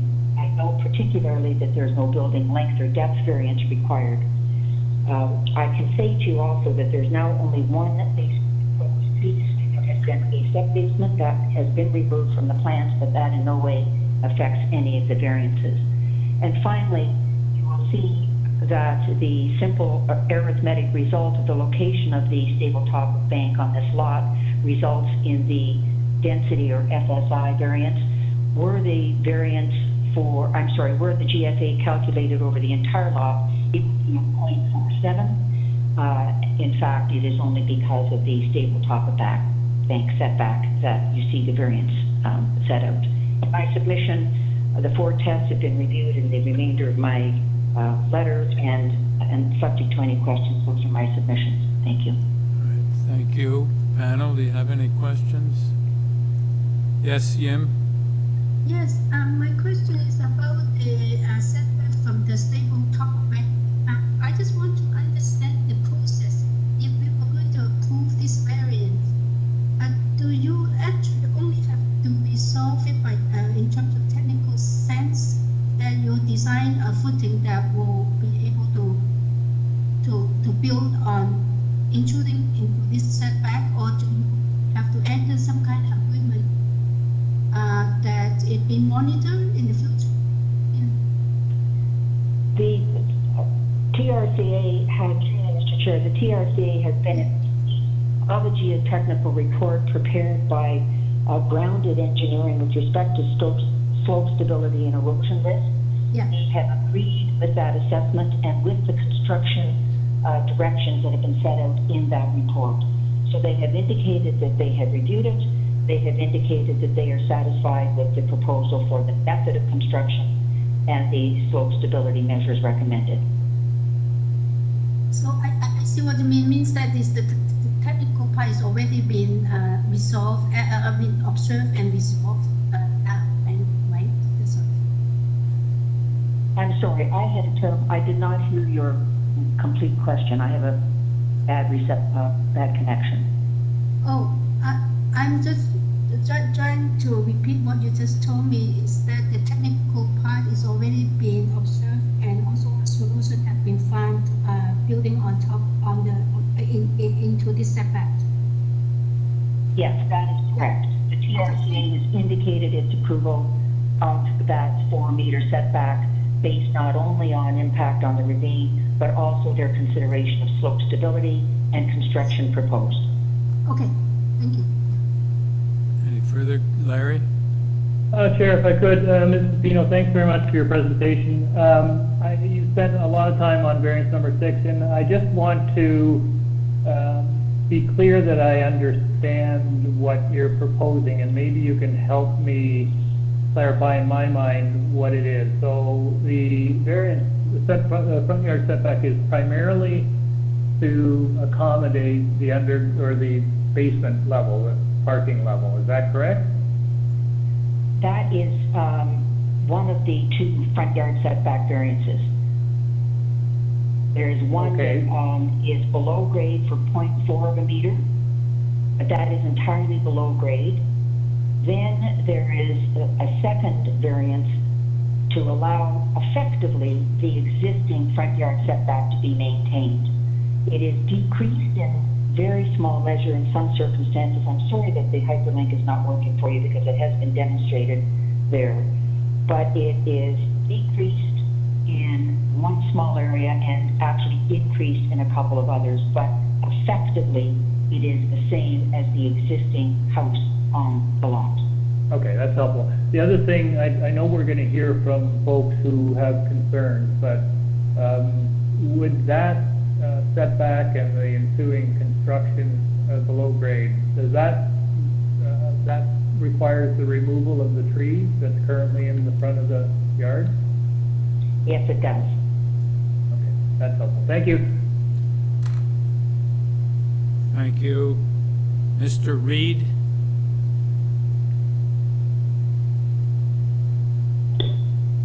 Hello? Yes. Am I unmuted? Yes, you've been unmuted. I've been unmuted. Stephen Reed from 50 Roxborough Drive. Thank you, and thank you to the committee for listening to our neighbour concerns. And I think I'd also like to acknowledge the fact that the owners and architects have been very responsive to the concerns from neighbours and the Rosedale ratepayers with regards to the design and impact of the new property. We're at 50 Roxborough Drive, which is further down the street, so I think our concern is less direct than the neighbours next door, but concern in the context of the neighbourhood, the streetscape, and the green space. I think there were a number of concerns, one of which was the removal of the mature trees. I understand, having read, there have been at least two arborist reports which have been conflicting on the state, particularly of the large linden tree at the front, which appears pretty healthy and is certainly an incredibly sort of green part of the street that was planning to be removed, and then another large pine tree at the back. A concern with respect to not just green space, the street, particularly the lower end, is a flood risk. So anytime I think we start to mess around with removing large mature trees, I think that will have an impact on the ability of the street to cope with the water flow that comes down it. I think the other concern we made was of the height and the slope of the street. I think means that along with the increased sort of the side width and the height, it will be quite an imposing building, and add to that removal of the tree, I think it would have a substantial impact on the appearance of the street. I think the design overall is pleasing and fits with the property, and I think in terms of the variances, I think some minor changes would probably make the property very acceptable to all the neighbours. In terms of I understand there have been changes to the removal of the sub-basement, which may affect the removal of large amounts of dirt from the ravine and subsequent stability, which would also be affected by the tree removal. And I think the other questions have been answered. So I would like to, thank you I think you've got my letter as well. So thank you for letting me speak. All right, thank you. Panel, any questions? All right. Fern Stark.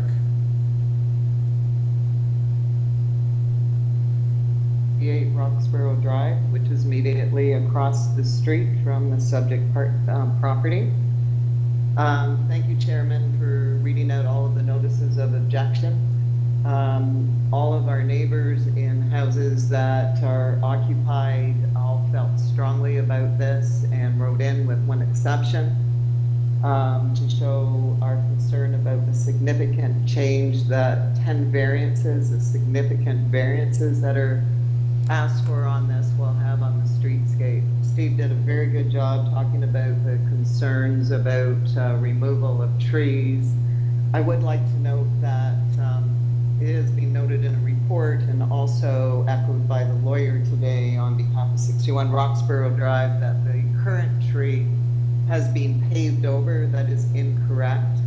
There are pavers over it that allow the drainage of water that gets to the root system. In my letter, I did send in a picture of this very magnificent tree. The removal of it will be a significant loss to the street. In regards to the 10 variances, I submit that 10 variances do not make up a minor change in what's happening on the street. The size and the density of this house is significantly larger than others on the street, which are largely made up of heritage homes. The houses facing, we have old heritage houses over 100 years old. Myself and neighbors on the north side are concerned about the stability, particularly building within a few inches of the sidewalk, and the impact that it will have on us across the street. I'd like it to be noted that when the water main project was done by the city, we did have full analysis done on our houses to see what impacts would happen with the water main digging. I propose that this house or a similar decision goes forward, that we also have engineering reviews done of our houses before and after the build, with liability assumed by the builder and owner for any impacts to our homes. There's a lot of comments about 61 Roxborough Drive being of similar height to the proposal. The proposal is very confusing as there's multiple heights submitted for the build at 61 Roxborough, as well as the existing heritage home at 67 Roxborough Drive. 67 Roxborough Drive is not built at the sidewalk level. It is actually built down about 6 steps, and I submitted that in my picture. So I do submit that these changes in total are going to be significant and significantly impact the street. I am appreciative of Lori and the builder meeting with us. I would like to find a way for us to go forward. I think the wall height is excessive and the building height in total is excessive. Whereas now we look out onto a tree and a smaller house, now we're going to be looking out onto a very, very high house that's very wide and dense. Oh shoot, sorry, there was one other comment I wanted to make and it's escaped me. But as I say, we would like to be able to work with them to come up with something that's not as imposing and impactful on the street. And whatever can be done to save these magnificent trees, I think is absolutely critical. Thank you. Thank you. Would the speaker who's speaking for 65 Roxborough Drive please identify yourself? I have 3 names. I don't know who's speaking.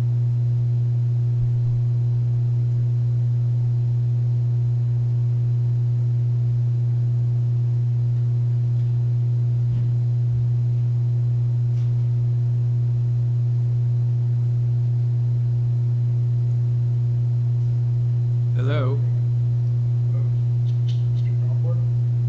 Yeah?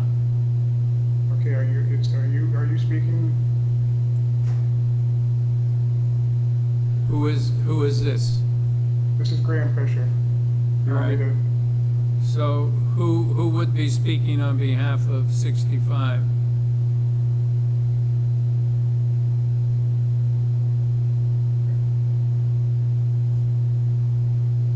Okay, I could go first. My name is Graham Fisher. Well, you're not going to go first, sir. We're going to have one person to speak on behalf of 65. You need to be on. Okay. Hello? Mr. Chairman? Yes. Mr. Chairman, my name is Claire Balfour. My wife and I are the owners of 65 Roxborough Drive. I did ask Mr. Fisher and Stephen Smith, our arborist from Urban Forest Associates, to attend this meeting as well. That's why you have 3 names. Okay. Are you going to be speaking, Mr. Balfour? Yes, I would like to, and I would like the others to be able to back up when necessary. Well, we only allow 1 speaker per property. So if you're going to speak, you can tell us what they say. Okay. Mr. Chairman, thank you for permission to speak. You have submitted a letter. There are approximately 14 houses in this area of Roxborough Drive. 11 of them have submitted letters of objection. I think that's a significant number. You've heard from 2 of the others already. We have not hired a lawyer. We are speaking as individuals or writing as individuals. In our case, we are particularly concerned with the stability of the slope. As I think the committee knows, it was a former dump. It's not stable.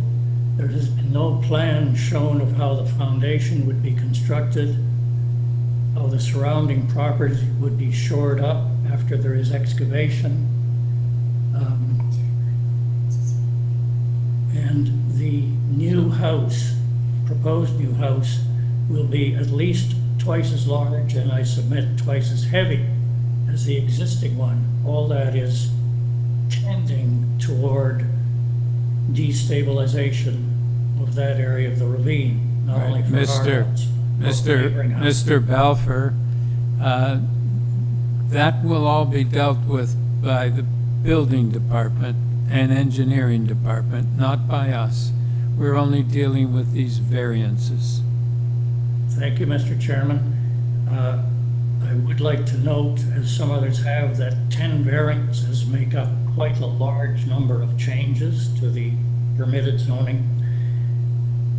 But regarding another area that perhaps you're going to say your committee doesn't have jurisdiction over, there are 6 trees on the buildable portion of this lot. All 6 uniformly have been deemed to be in poor condition by a company called Sun Arts Design for the builder. Another report has been done, which is with your committee,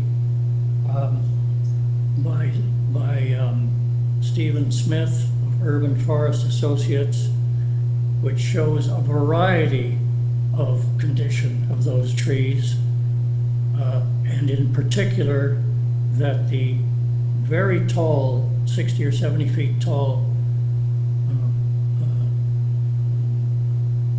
pine tree in the southeast corner of the 61 Roxborough Drive is in fact in healthy condition, can be saved, and Mr. Smith's report shows ways that the house design could be modified slightly in order to save that tree.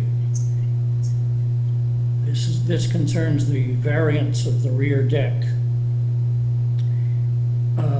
An earlier comment was that there had been no objection made to the 3 decks, 2 of which are above grade. In fact, objections have been made to at least 2 of them. The ground floor deck, which is 40% larger than permitted, and the 3rd floor deck, which is 343% larger than permitted. So those decks would greatly diminish the privacy enjoyed by my wife and I at our house at 65 Roxborough Drive, and probably privacy enjoyed by the occupants of the house on the other side at number 59. I'd also like to comment on the height of the building. Others have noted that its height exceeds the permitted height. There has been a suggestion that the peaked roof on top of the third story would be removed, but I don't think that's in the plans before you. We would like that top peaked roof removed. That would reduce the overall height of the proposed building to the benefit of the neighbors on the north side of the street, and also reduce the amount of shade that would be cast on our house by the afternoon sun. It would mean the building had a flat roof above its third story, which would be almost identical in design to the earlier Forest Hill house you looked at by, I think it was called the Sereno House, which is a similar design but with a flat roof. The front yard setback is a big concern to us. The builder purports that the setback would be the same as the existing house. In fact, the existing house has what I will describe as a bay window, which does extend toward the sidewalk. The proposal is to extend distance across the width of the entire building. It would be a major change in the front yard setback. Mr. Balfour, your time is up. Could you please wrap up now? First of all, I will thank you and members of the committee. I'd also like to note that the basement front setback for the basement is not within 0.4 of a meter of the sidewalk. It's 0.1. It's less than 4 inches from the sidewalk, which means construction of that basement is going to require digging up the sidewalk and perhaps destabilizing the roadbed itself. There are real stability issues here, and they are exacerbated by the plan to remove all the trees. All those trees have roots helping to hold this part of the ravine together. We're very concerned. We also really like our to-be new neighbor who we have met. So this is a big problem for us. I found my letter very difficult to write to the committee, but we do have very serious concerns, which we share with a number of the neighbors. Thank you. Thank you, Mr. Balfour. Franz Fortin. Franz Fortin is not going to speak. Okay. Ms. Pepino.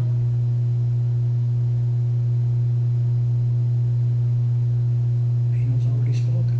She gets to read it. Have I now been unmuted by the operator? Yes, we can hear you. Thank you, sir. In response to the objections that have been raised by you, I would simply point out that, as you noted, sir, all of those items having to do with construction are beyond the purview of the committee. One thing I hope will reassure the neighbors, however, is not only the geotechnical work that has been done and the approval given by TRCA, but also the fact that Fairmont is very experienced in construction on sites such as this, having in fact constructed the house next door some years ago. So they're well aware of the condition and have experience in successfully constructing stable circumstances and foundations with no damage to surrounding properties. With respect to the issue of height, I simply wish to respond to the comments of Ms. Stark particularly, and ask the committee if you could have the technician please call up the location map. Thank you. And just ask you to note, looking at this map, that on the north side of Roxborough Drive, where you see the even numbers, 58, 60, 62, etc., that the orientation of those lots is different, but more, that is, that they look to the south and east instead of directly across to the south. But more importantly, when you look at the topography, they are substantially higher at ground level or finished grade than those houses that are on the south side. And so from that perspective, all of those houses, which are themselves 3 stories in height, start quite a bit higher than the subject property would. And I think that would give some greater protection to Skyview, notwithstanding that Skyview per se is not something that is protected by the bylaw. Three-story houses are common, they are permitted, and the only request for additional height in this circumstance is with respect to the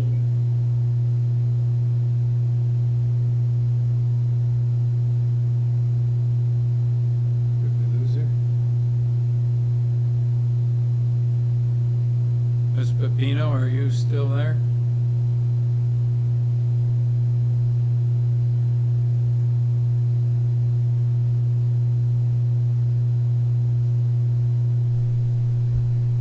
Ms. Pepino, we can't hear you anymore. You're still unmuted here, so maybe check your device to see if you have accidentally muted yourself there.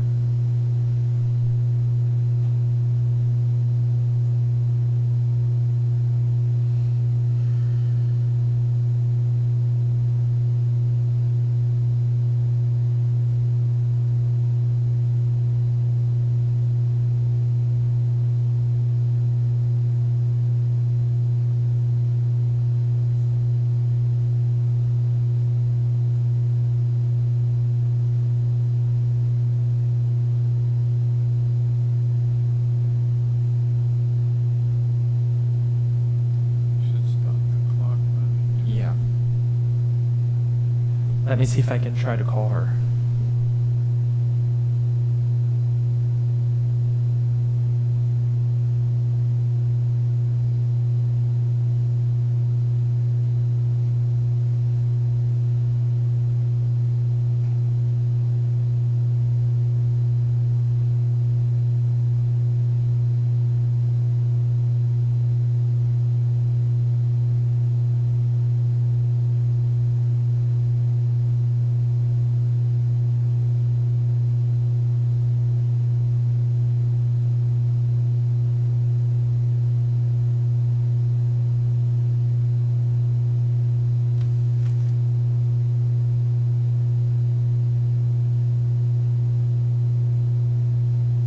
Can you hear me now?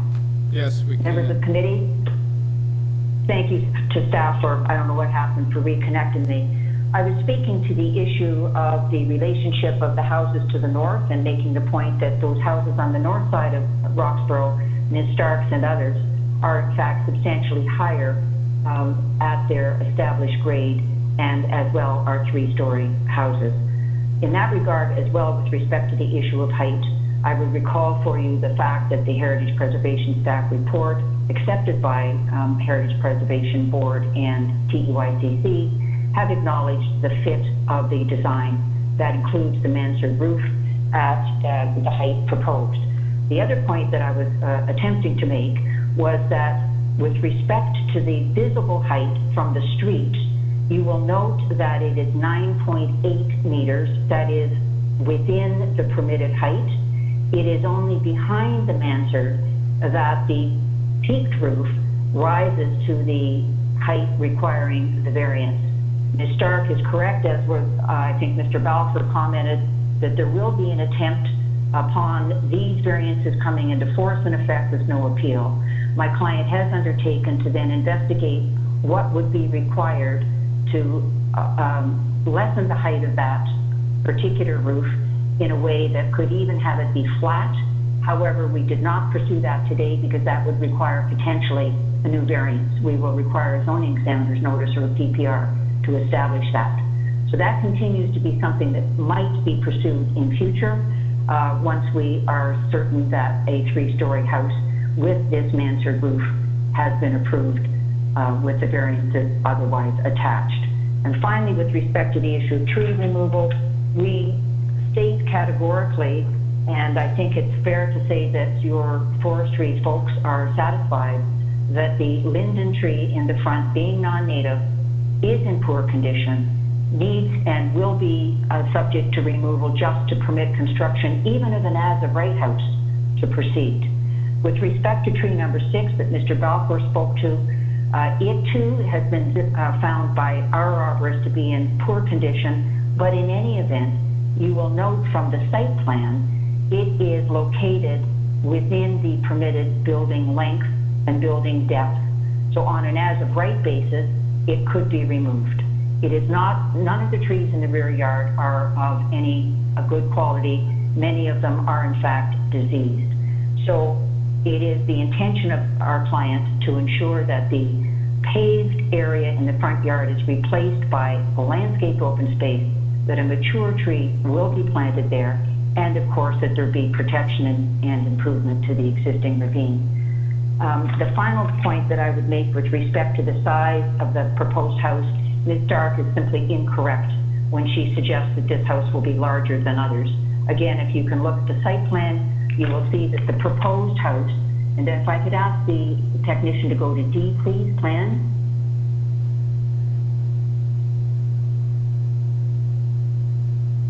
Thank you.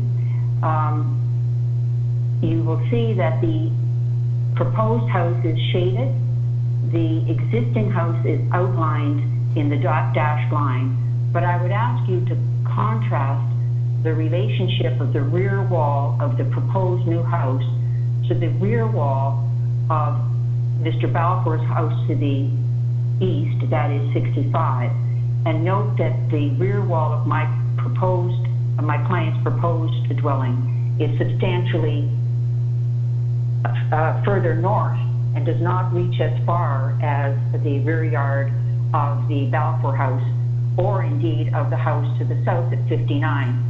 Simply on the footprint, and recognizing that the houses around are 3 stories in the large majority, I think it's safe to say that Ms. Stark misunderstands the facts with respect to the square footage and the size. Again, something that has been considered by Heritage.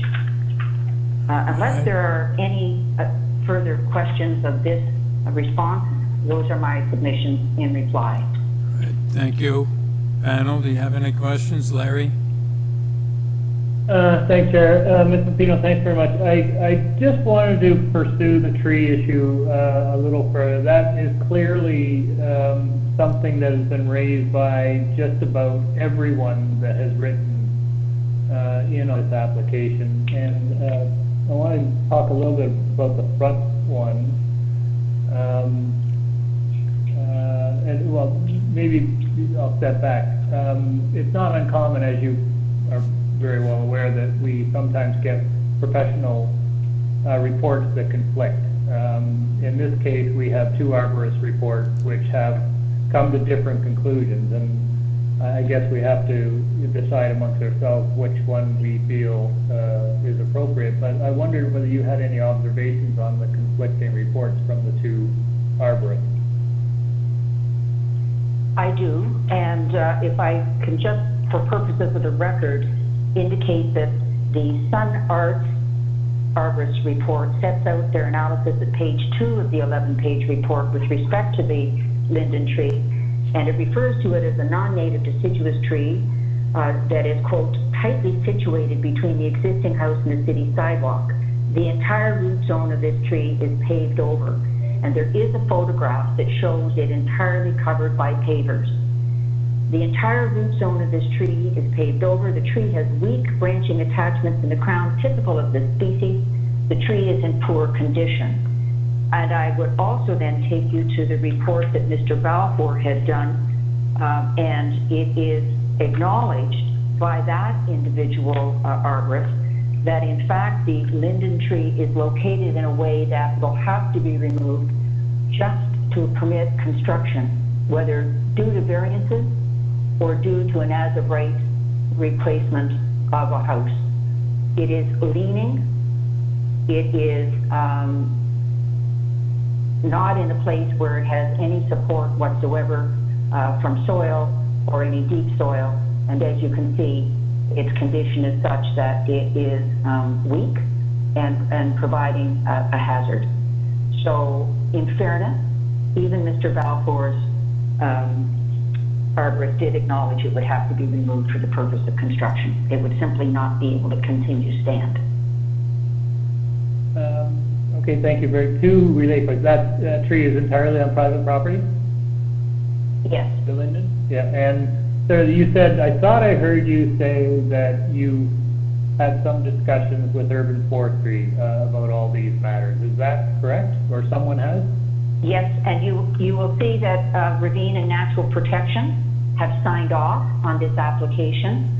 They have been in complete review of all the arborist reports. The necessary applications have been made and approved, and you will see that they have required or requested no conditions whatsoever. Great, thank you. Any further questions, comments? Do we have a motion?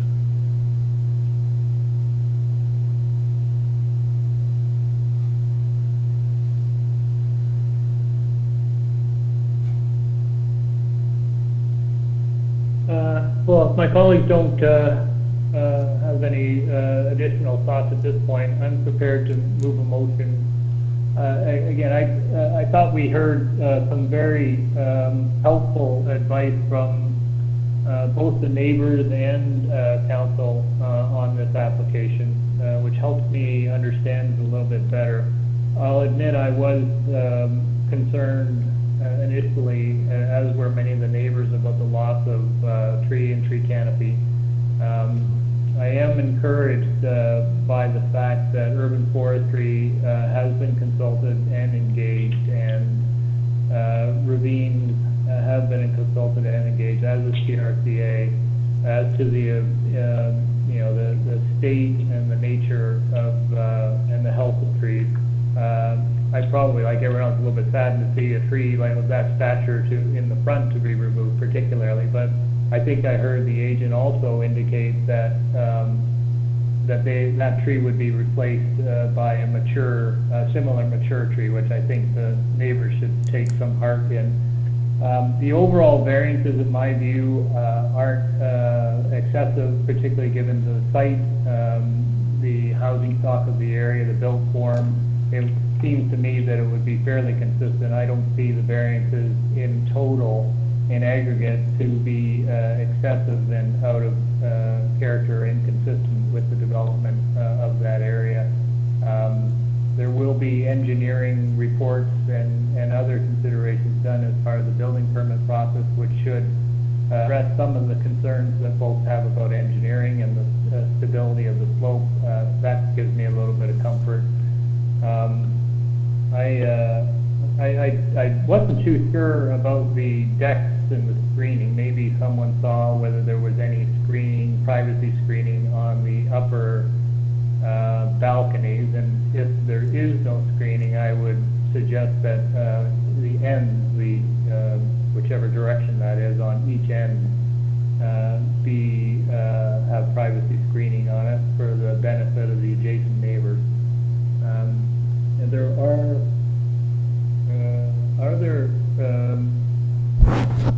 there conditions? Planning had a condition in its June 3rd and Heritage in its supplementary materials. Planning was with respect to the bird friendly glass on the rear, and Heritage had a condition like tied to plans and things. Their general one that was noted in the supplementary material. All right. Have you finished? Have you finished, Larry? Yeah, I'm happy to do a motion, but I'm happy to hold it until you talk. I just want to add one thing. I agree with the submissions of my or the observations of my colleague. Overall, I think cumulatively, I can support the application. I will say, however, I would like to take the applicant's counsel at their word that they will try to investigate a change in potentially the height at the peak below, if that can be improved at all. Having said that, I think that the material that was filed with respect to the TRCA and the engineering studies has been extensive. I think, or not I think, I can support this application subject to the conditions noted by Mr. Clay. All right, do we have? you want me to make a motion, or Jim, do you have any thoughts? Not additional to what you guys mentioned, except that I have a note to more or less agreeing that this proposed house is actually narrower, but although it's a little bit deeper. But given the lot as such a long within, I think we can add that extra depth off from the existing one. So I'm in support of it, and I don't see any other things that sticks out. Okay, and I'm happy to move a motion, Chair, to approve this application, subject to the conditions indicated by planning and heritage. I think that's it. For all the reasons that we've all cited. All right. Seconder, Joanne, all in favor? You have your approval, thank you. Through you, Mr. Chair, we need to take a 5-minute break. Okay.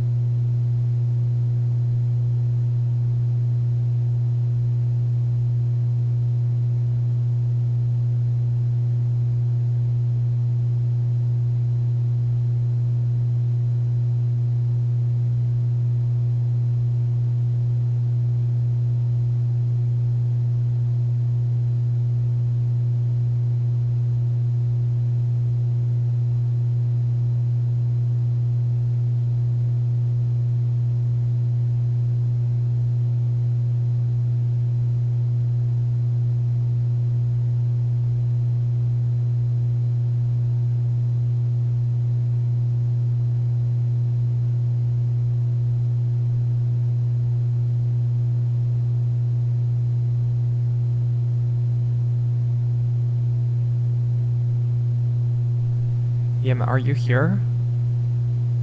Because we can't see you.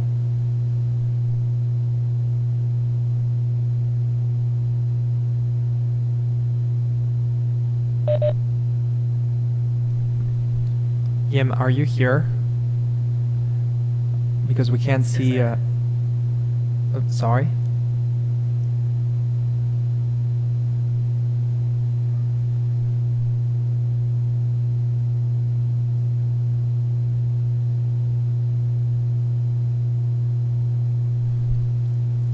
Oh, there she is.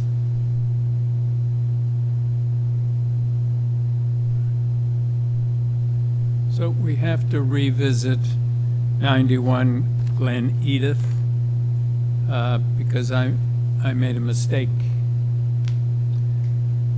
So is everyone online? Through you, Mr. Chair, yes, we do believe we have everyone on, all the speakers online. Okay. I want to apologize to all of you who were involved in 91 Glen Edith Drive. I mistook what happens when there's a 2-to-1 vote. There's only 4 of us. As chair, I can vote to break a tie, but I cannot vote to cause a tie. So there was 2 votes for, 1 vote against. I voted against, and I said the motion fails. It's not true. I can't vote. There was 2 for, 1 against. Therefore, the application would be approved. I'm sorry for any inconvenience it caused. Thank you very much, sir.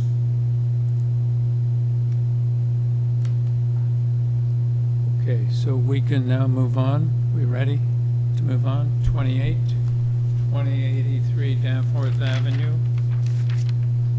Purpose of this application to alter the existing 2-story mixed-use building by converting the 2nd story into 4 residential suites. With this application, we have material submitted by the applicant, correspondence from Heritage Preservation and Transportation Services. Mr. Dragicevic? Good afternoon, Mr. Chairman. Pardon? Can you hear me? Yes. Thank you. My name's Robert Dragicevic, 1450 O'Connor Drive. Right, okay. Unless you have something to say, I don't think we need any presentation. We can take it directly to committee. That's fine, thank you. All right, thank you. Committee, do you have any questions or comments, or can we have a vote?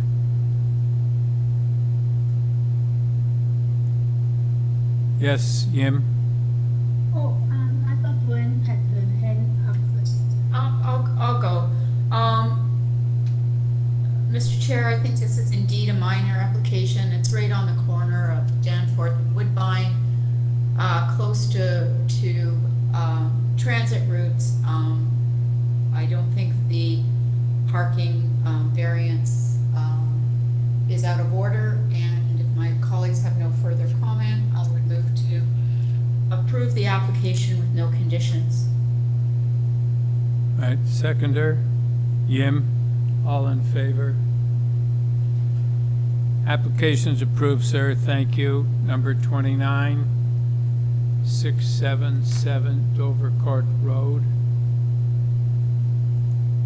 Purpose of this application is to convert the existing 3-story, 1-unit detached dwelling into a 3-story, 3-unit detached dwelling by legalizing and maintaining the existing secondary suite and creating a basement secondary suite with a new front basement walkout, a front porch, and a rear 1-story addition. With this application, we have material submitted by the applicant. Mr. R. Garopoulos.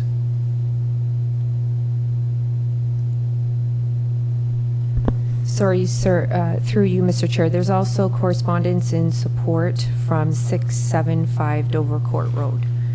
Okay.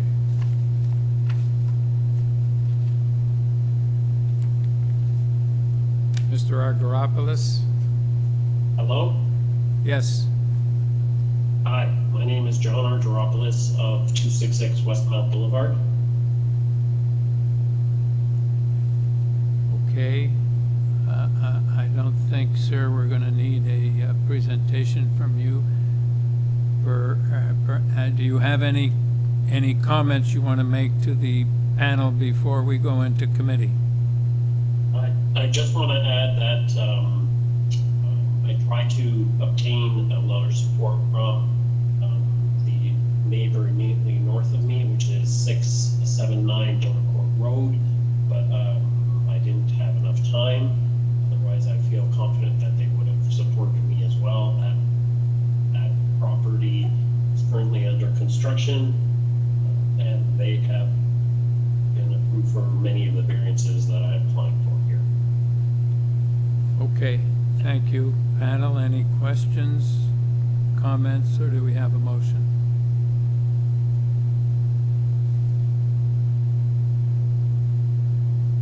I can start. I think that in that area and this kind of development is it fits in the context of that area, and I don't think that it will create new or negative impact. And I needing to, I can make a motion for approval. I do not believe there are any suggested conditions.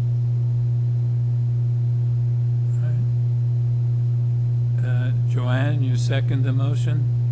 All right, all in favor? Have your approval, sir. Thank you. Number 30.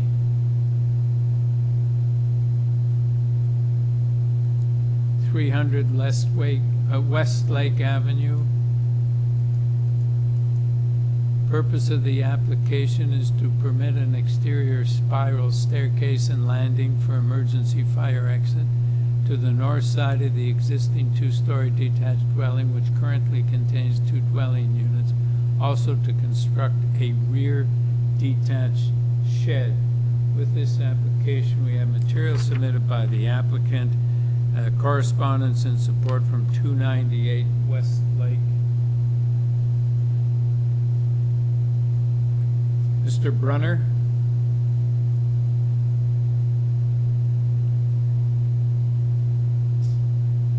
Thank you, Mr. Chairman. Mr. Chairman, just to be clear, reviewer on the file, there was a discrepancy in the measurements. My neighbor made support and knows that. My other neighbors, these structures exist now, but there were some minor changes. Reviewer had asked for a deferral. I really didn't want a deferral, but I'm happy to. The city reviewer would like to have done to make some smoothly. I didn't quite catch what you said. You want a deferral? I'm sort of stuck between a rock and a hard place. I don't really want a deferral, but the city reviewer, there were changes. I want to make sure the committee knows that there were some minor changes to the measurements. To the side, I guess, where that neighbor supports, and this neighbor knows that the shed's existing now. Neighbor knows that. Neighbor still supports. Neighbor verbally on the other side also supports. But I don't know whether I'd rather not get deferred. I thought this was being deferred. Actually, I'm kind of surprised I'm coming at this stage. So the measurements affect the variances? Yes, it would. Yeah, okay. So I'll take it to the panel. Panel, do you would consider the issue of deferral? If I can just ask one point of clarification, does it result in greater variances being required? Yes. Okay. The measurements are small differences, but it's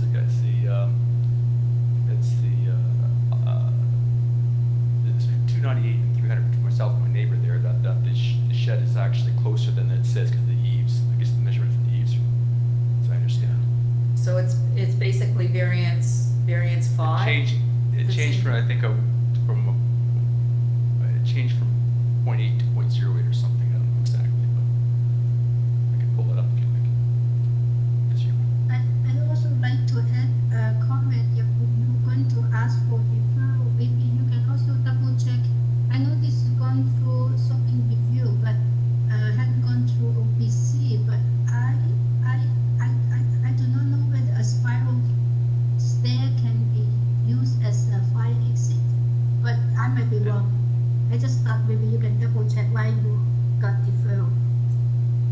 Yeah, I'm not quite sure I understood the question. The deferral was Oh, was no, not. I just say that I do not know whether a spiral stair can be used as fire exit.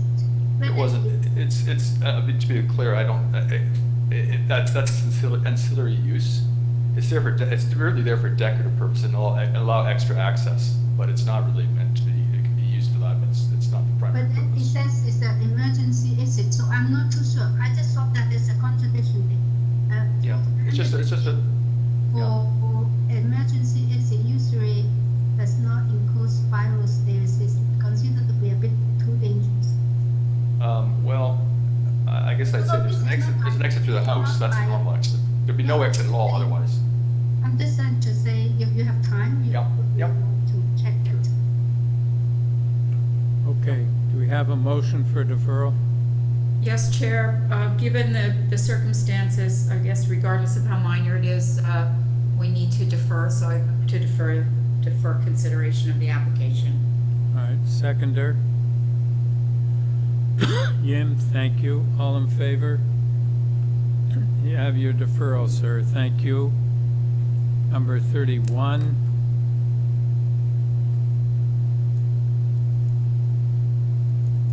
'67 Westmount Avenue. The purpose of this application is to construct a two-story detached dwelling with an integral garage. With this application, we have materials submitted by the applicant, email correspondence from Transportation Services, reports from Community Planning, Urban Forestry, correspondence and concern or interest from 79 Westmount, and opposition from 61 Westmount and 80 Cardoma Avenue. Dino Giulietti. Chair, may I just ask one point before we start? Yes. Just variance number 9, and it may be my reading it. Should it read the maximum permitted driveway width is 3.2 versus the minimum? I would think so. I don't know. So just note that correction, maybe? Yeah. Is that correct, Sabrina? All right. We're going to check that. Because otherwise, the variance doesn't make sense. Yeah. I suspect you're right. We're going to check it to be sure. Thank you. Okay, Mr. Giulietti? Hi, I'm Ilan Weiner. I'm the owner of the property. I'm going to be speaking instead of Gino Giglietti. Okay.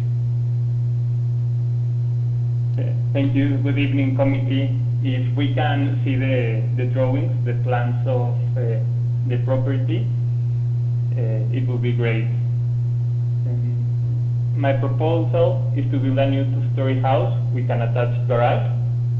The requested minor variances keep with the character of the neighborhood based on the range and average metrics of past approved proposals and variances. We reviewed similar lot coverage.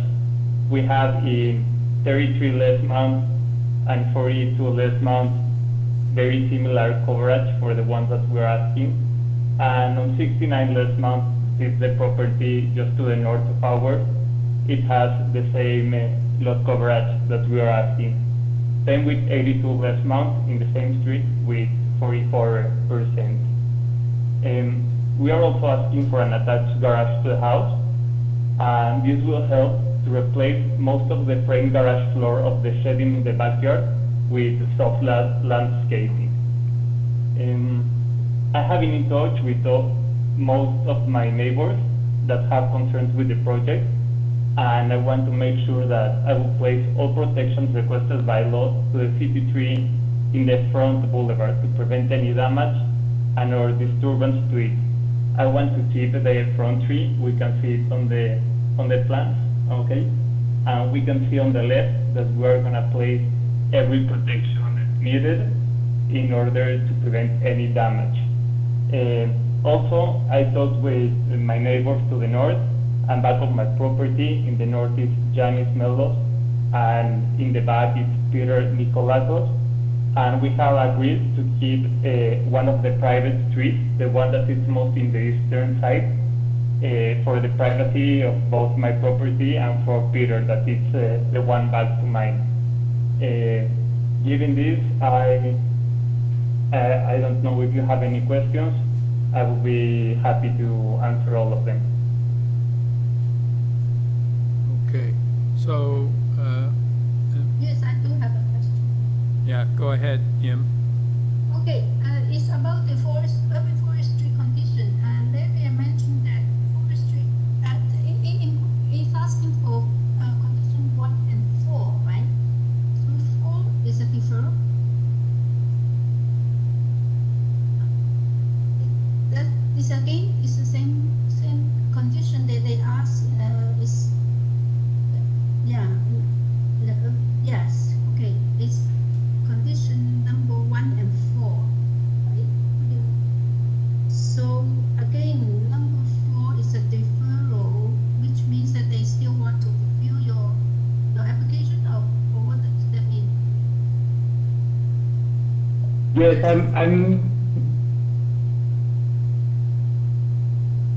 Yes, I will be happy to review any matter of concern with urban forestry regarding the front tree in the boulevard, as both of us want to keep it. None of us want to remove the tree, so I wouldn't have any problem talking with them and see everything to do, put all protections necessary to keep the tree in place. Okay, but you, I think it's more of a procedural issue here. I mean, it looks like the letter from forestry is dated September 22nd. The memo on file is September 16th. They sort of say the same thing, but Yim's right. They do tick off box number 4, which is a request from forestry for deferral. And notwithstanding the applicant's agreement to work with forestry, I guess it just raises the question of how do we deal with a request from forestry for deferral. so, Sabrina, is this the same thing we dealt with before? We make it subject to the condition of F4? Through you, Mr. Chair, there is one memo that's dated September the 16th, but the other memo is dated September the 22nd that is requesting their deferral. So what happened with the last item that we The requested a last deferral? item- Was there a subsequent letter from? forestry? After the fact, yes. Okay, so this one doesn't have that. This one doesn't subsequent have letter. that. So they want a deferral, or they want the opportunity to, they want it as a condition?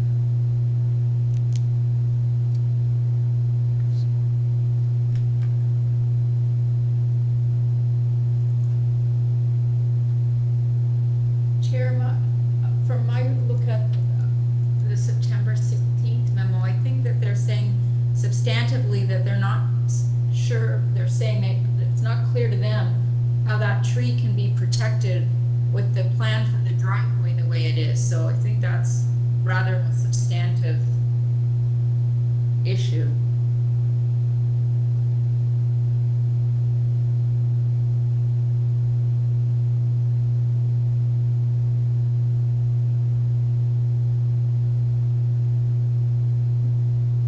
My question then may be the applicant have talked to urban forestry, have some more information regarding this matter, because we do not know what the deferral is for in terms of revisions of what. To date, I haven't talked with urban forestry. I won't have any problem to talk with them and see how we can work together to keep the tree. If we go back and see the plans, we see that we are not adding any other space. If we take a closer look, where it is proposed asphalt driveway, it's the way it is today. You can see it on the image that it's a little bit on the higher part of this image. and we want to prevent and to keep all the grass, the tree, and all protection a bit better. It benefits me, it benefits the neighborhood and the city to keep the tree, so we want to work and keep the tree where it is. Yeah, so I agree, you probably will work with them anyway, but we just try to deal with this condition F4. We can just say that you will work to satisfy urban forestry. Maybe that's the condition we should. Yeah, but I think we got to consider a motion for deferral because the urban forestry requested they need more information apparently. I don't think we should be approving the application, even if we say subject to urban forestry condition number 4, because they've asked for a deferral to consider the impact. So I don't know. I guess they want it before, they say before we consider the application. There are a few variances that look like they would be impacted by changes to the driveway in the front. So it would be nice just to say drop those, but I don't think that's what the agent wants to do. So I would agree with you. It seems unfortunate, but until and unless they've resolved this issue with forestry about the tree, I'm not sure we can make an informed decision on this application. I see, yeah. The thing is, I would expect they will contact the applicant instead of just the first time we see these conditions during the hearing. Yeah, okay, let me go to the parties and just get their view. Mr. Lasky, Urban Forestry is asking for a deferral before we consider the application, and where the panel seems inclined to grant the deferral. Do you have anything to say to that? It's okay. If the panel wants to defer, We can't hear you, sir. yes, I agree, and we can have the deferral. Okay, thank you. Mr. Nikolakakos?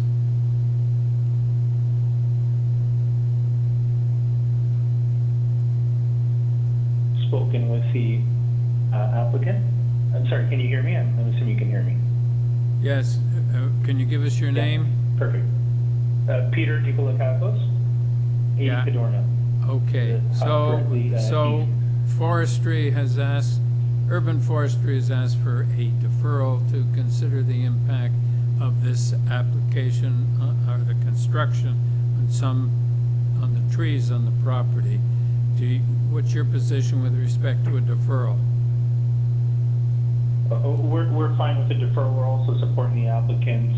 He noted that he was going to keep the tree closest to our property line. So, right. But I'll let the process run its course and let the applicant deal with forestry. All right, thank you. Mr. Mellos? Is Mr. Mellos here? Yes. Yeah, This Mr. is John Mellos? Mr. Yes, this is John Mellos. Yeah, Mr. Mellos, Westmount Avenue. you're at 69 Westmount Avenue? Correct. Okay, so Urban Forestry has asked for a deferral to consider the impact of this application on some trees on the property, and the applicant and your neighbor at Kadoma Avenue, 80 Kadoma Avenue, have both consented to the deferral, and the panel seems inclined to grant a deferral. What's your position on a deferral? I agree with that too. Okay, thank you. Panel, do we have a motion for deferral? Yes, Yim? Yes, I'm moving motion for deferral. The reason is so that the applicant can work with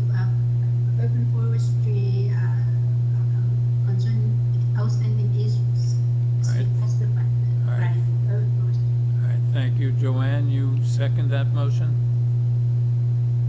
Yes, okay. All in favor? Applications deferred. Thank you. Number 32, 121 are for Maneg.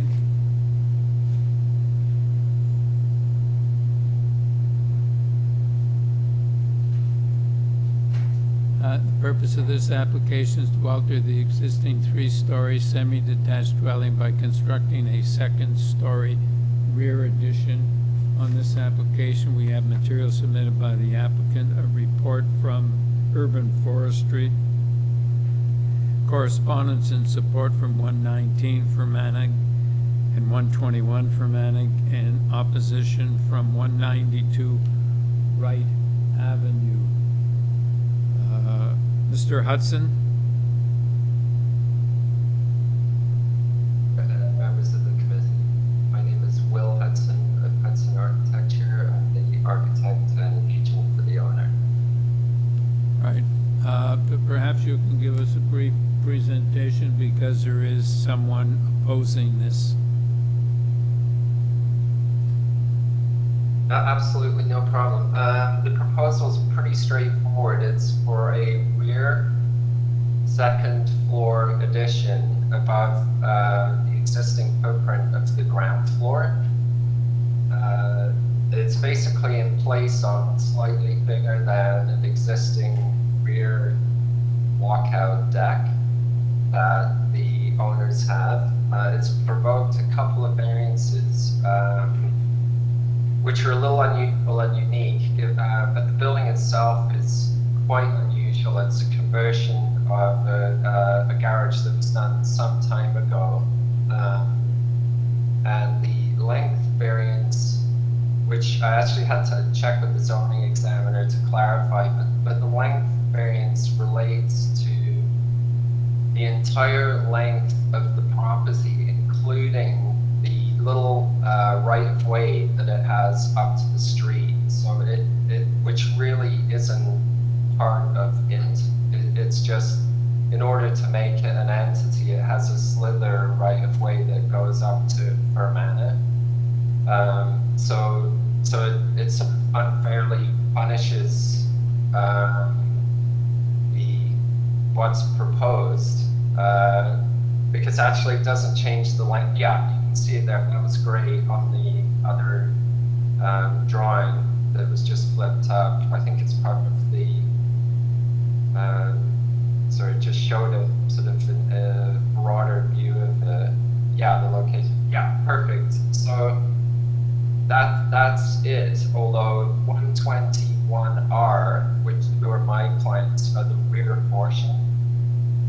And we haven't changed the length by adding the addition because there's an existing ground floor beneath it. The GFA, on the other hand, does not include that little slither right-of-way that leads up to Fermanagh.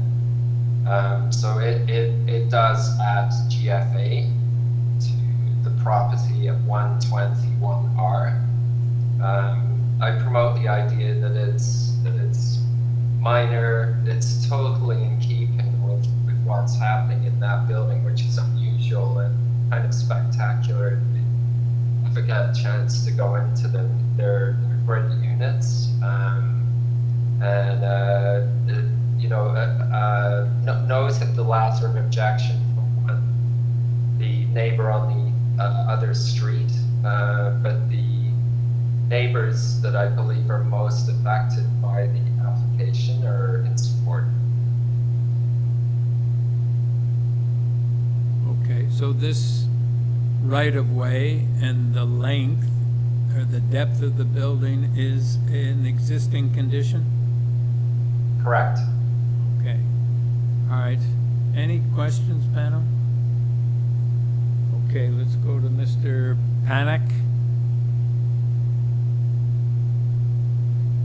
Am I unmuted? Yes, you are. Okay. First of all, I oppose to this proposal. All right, so. And I oppose strongly. Sir, can we have your name and your address, please? The first name is Vito, the last name is Panek, and I'm from 192 Wright Avenue, W-R-I-G-H-T. All right, thank you. Can we have your concerns? Yes, my concern is that my property is pretty much to the back of the property that we are talking about. I would like to say that, first of all, originally this property belonged to the city and used to be a fire hall, and then it was, with the city of Toronto amalgamation, it was pretty much abandoned, and it was sold by the city and became the car garage, and then it was sold and converted to 4 units. 2 of them are facing Fermanagh, and 2 of them are facing south, which means my property, which means we are dealing with the 2 fronts. One front facing the Fermanagh, and the other front for the 2 properties at the back are pretty much facing my backyard. So when I purchased my property, I could see the brick wall with a small opening in the far top corner, which was actually just with planks.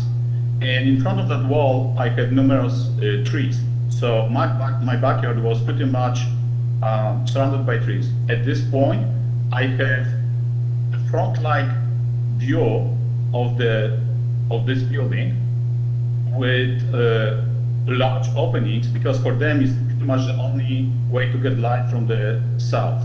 The trees that used to be there, one of them being elm, died and it had to be removed.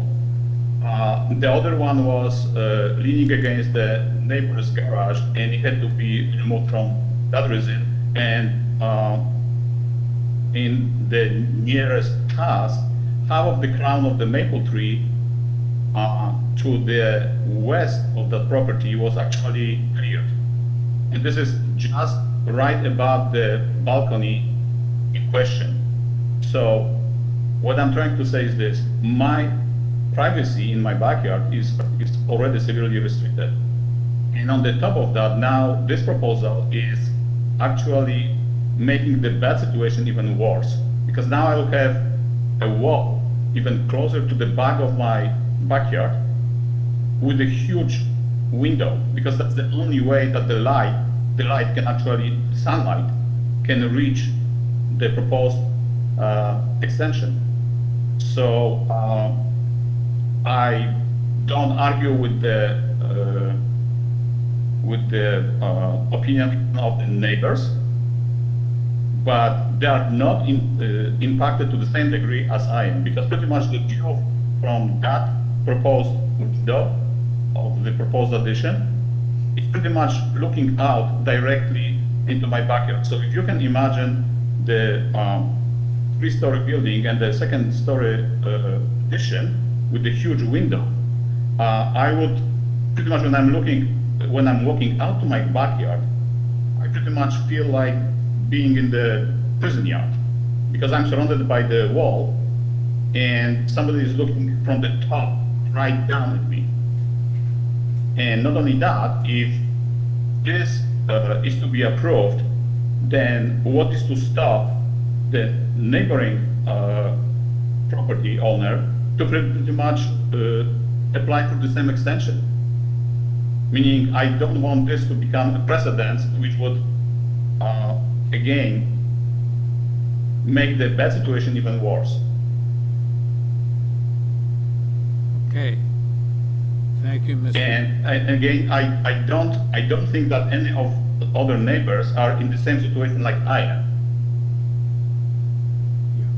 Okay, Mr. Panic. Mr. Hudson? I think the privacy impact, the difference between having a deck, as my clients do, at the rear of their property versus having the addition is nominal as far as overlook and loss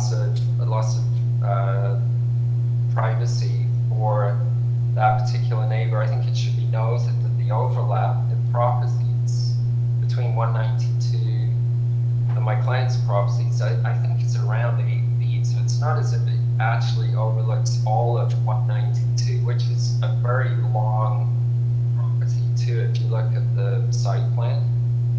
So there's a pretty good expanse of garden between my clients and his garden. Not only that, there's an existing wall that forms a courtyard that my clients use, which is not new. It's historical, it's been there for a while, and it's quite high. That shields, at least at the lower levels, my client's property from his property. And given the sun direction and shade and those concerns, we submitted a shade study and sunlight study with the members package, and it will not meaningfully affect the property at 192 significantly. And I'm not aware of tree issues historically, but it's noted that there is one near the work that we'd like to do, and forestry's reviewed it, and we submitted an arborist report. The full intent is to preserve that tree, so I think if the neighbor is concerned about that, they can be reassured that nothing is going to happen without urban forestry's blessing. I think Mr. Panic talked about a window looking on it, down on his property. Well, there is a rear window in the proposed new addition, and it's large.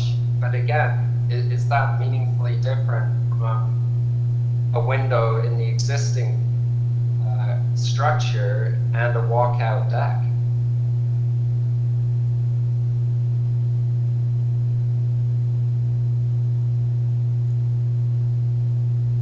So there is overlook now, is that correct? Correct.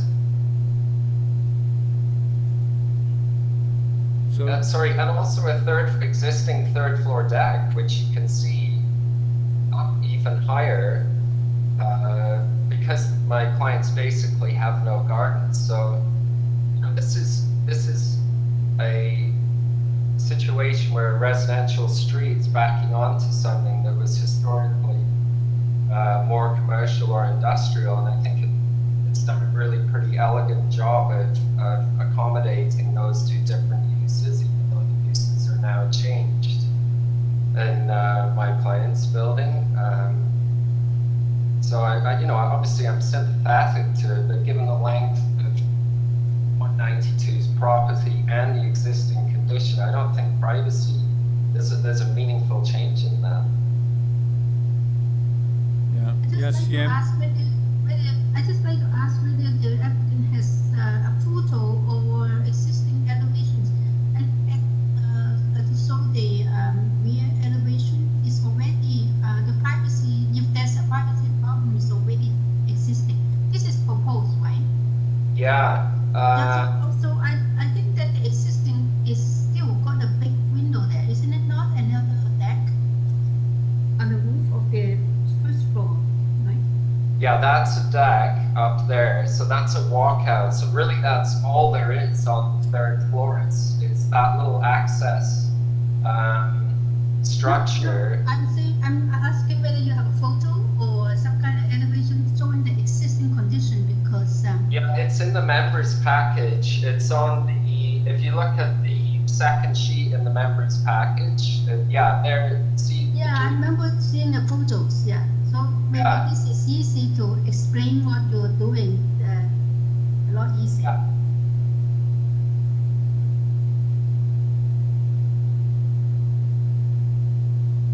So that, yeah, that, you know, it's crudely rendered, but that's the situation as it is right now and what's being proposed.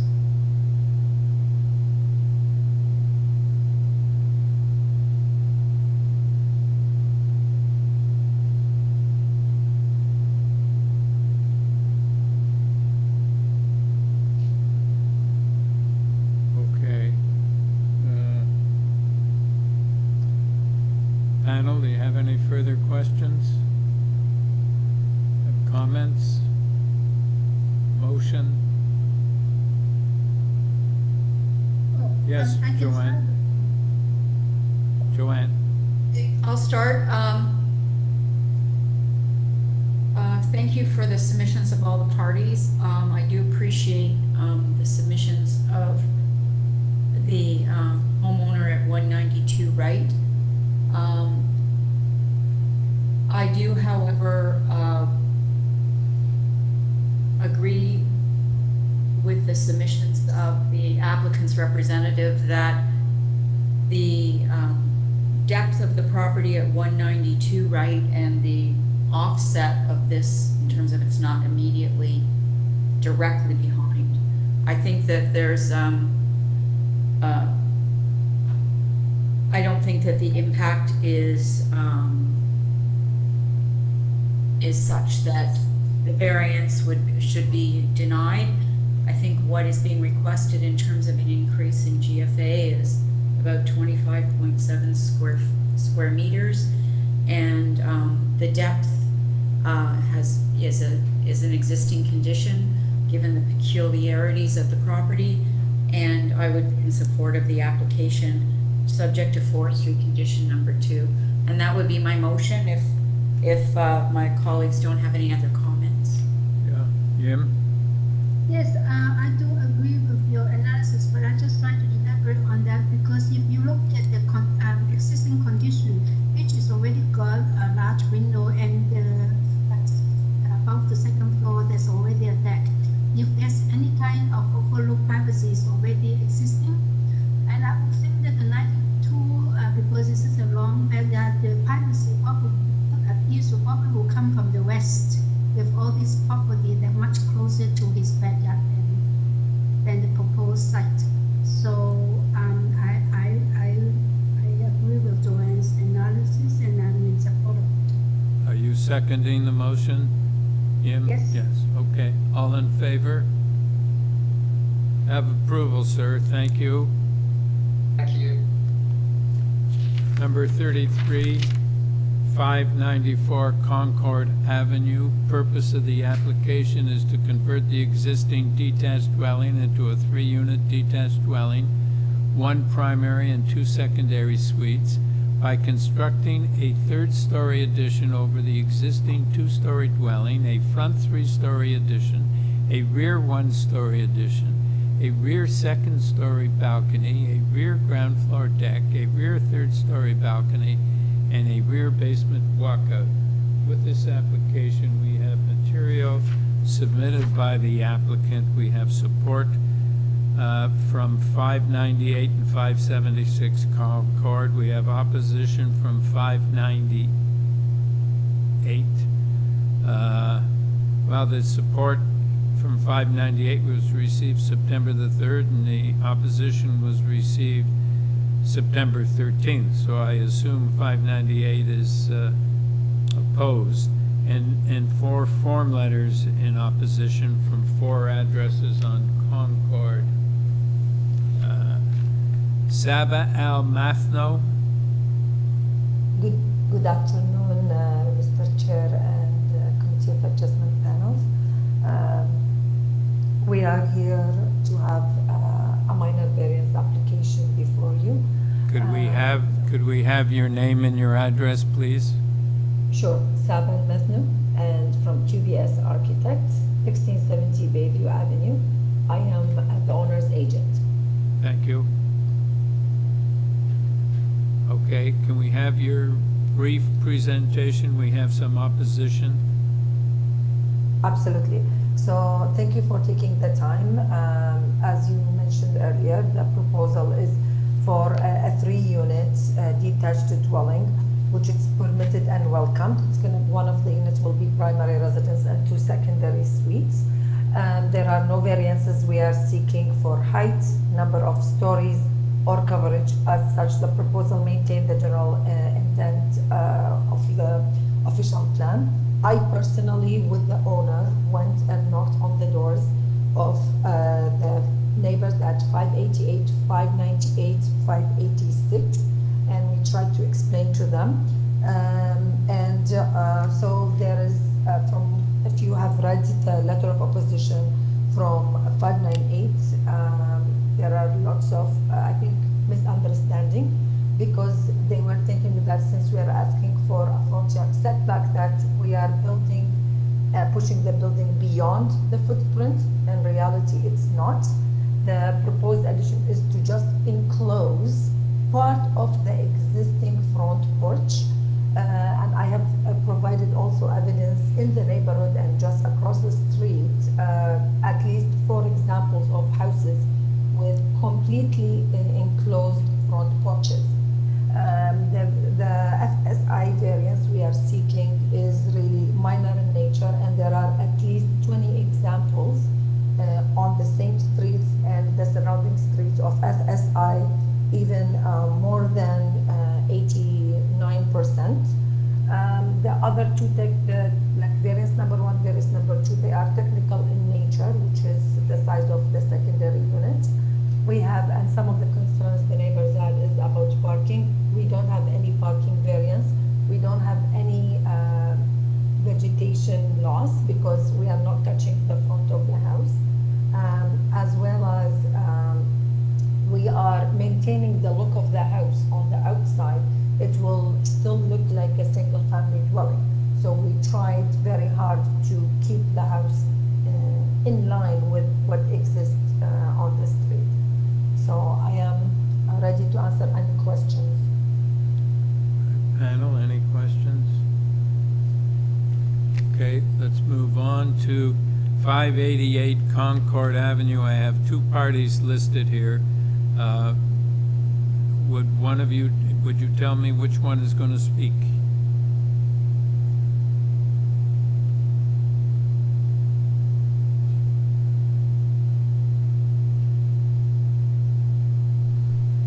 Raymond, you've been unmuted if you want to speak to that matter.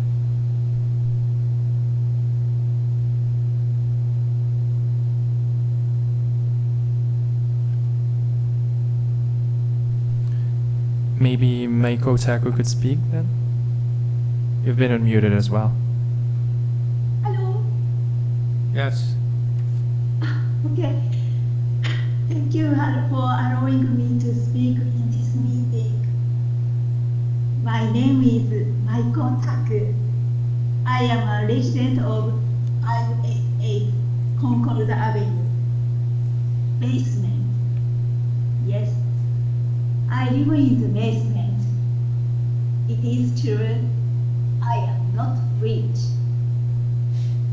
I work as a frontline worker, taking care of people with developmental disabilities. But now, I am on sick leave under EI.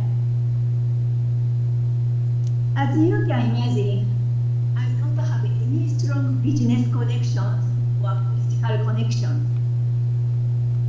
I don't have money. I don't have power. But I have the right to have sunlight because I am a human being as you are.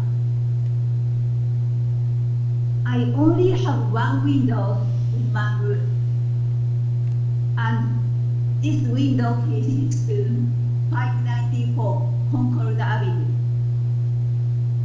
If the new building is higher than the present one, and you are adding 1.21 meter and 4.22 meter at southwest corner of the house, which will be right in front of my window, I will not have sunlight. It means I will not have a healthy life. So my question is, what is your idea of anti-oppression? And how do you apply it to this case? That's all. Thank you. Thank you. Oh, I have a question. When is the window and what's the current situation? There's nothing in front of it now? I'm trying to understand where the exact location of what you're talking about. I missed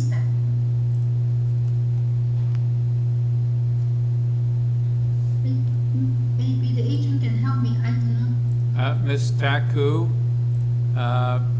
Ms. Chan is asking where your window is located in relation to 594 Concord. I live 588, so my window faces to the north, and 594 we are going to add southwest corner of the house. Are you in the basement? Yes. So, Yim, ask her your question again. But then my question is there's a wall already in front of the window right now, right? And you are just afraid that this wall will become higher? Is that right? Wider. Oh. So at the moment, how high is the wall? Just the 2-story, and then you're afraid that it will be a lot higher, and then you will lose sunlight? Yes, there are more wide, right now, there are wider space between the wall of 594 Concord Avenue and my window. I think from looking at the plans, that's where the side addition is going to go. Currently, the property steps in at the back on that side. I see, so you have the corner. Yeah. It's afraid. That's what I try to picture, how much impact it is.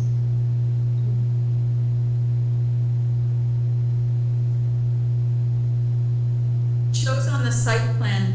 Yeah. Yes. So,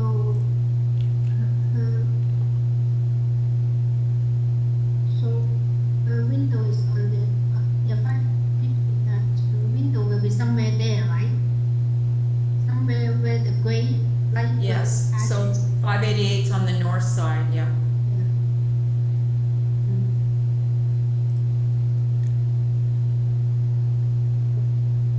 So, Yim, am I correct in saying that what that although she's not facing a full 2-story at this point, is that right? Because there's some kind of cutout or something?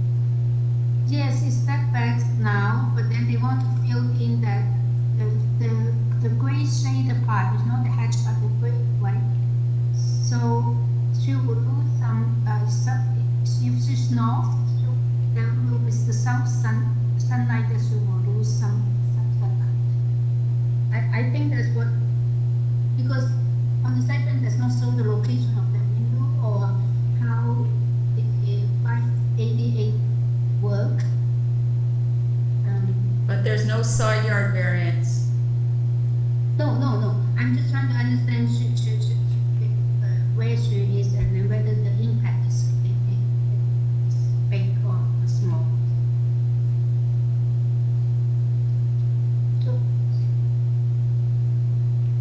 I guess we can ask each of this already existing fence. Maybe that's what I want to ask, whether there's already an existing wall in front of her. Yes, there is existing, unfortunately, these are existing windows in the property and there is a wall.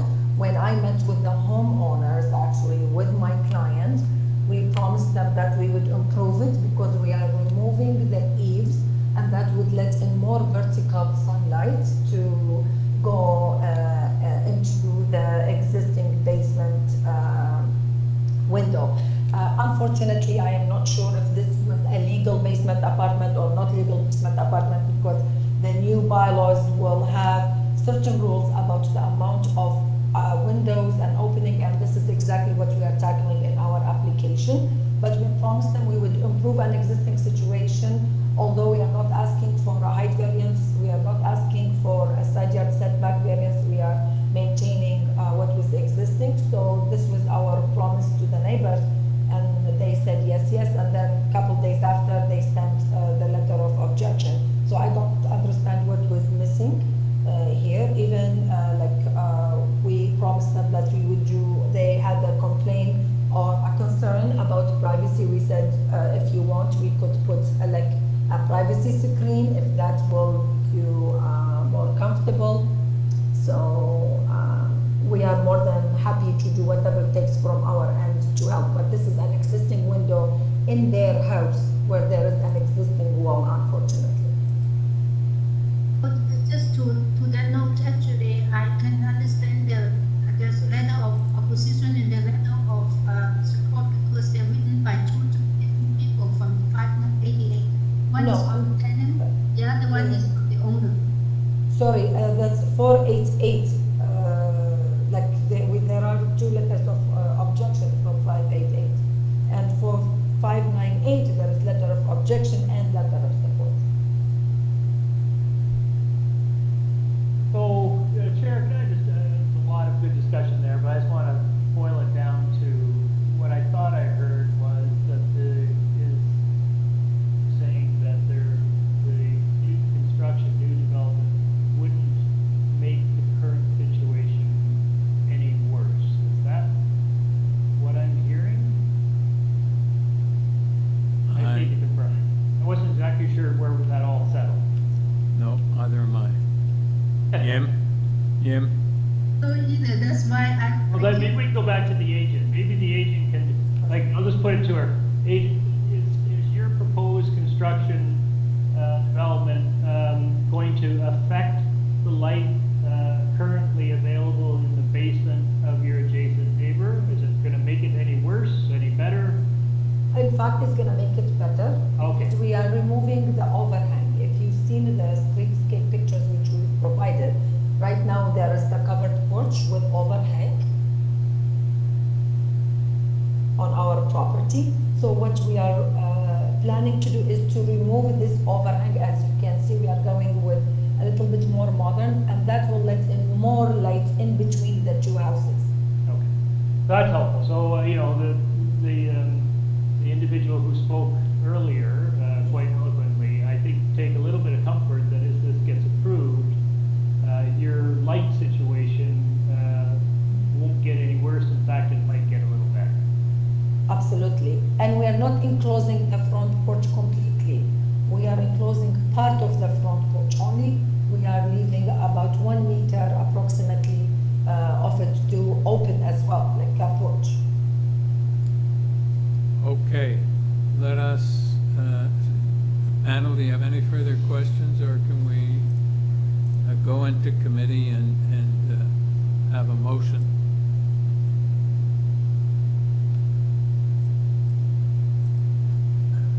Yeah, well, okay, I can start with, also, of course, I listened to the next door neighbor, and I do those sympathy for, if they're in the basement, usually the light, if there's the only window they can light the top block more, and of course it is a really negative impact. But we also assure that it's actually going to be an improvement, and I take the applicant's word on it. So, having said that, I think that I agree with the proposal, and then creating extra limits and the variances due to existing condition. I'm okay with the proposal. So you're making a motion to approve? If there aren't any comments, yes, I will make a motion for approval. I don't think there's any conditions. I don't think there are any conditions. Do we have a seconder? Larry? All in favor? You have your approval, thank you. Thank you. Number 34, 789 Pape Avenue.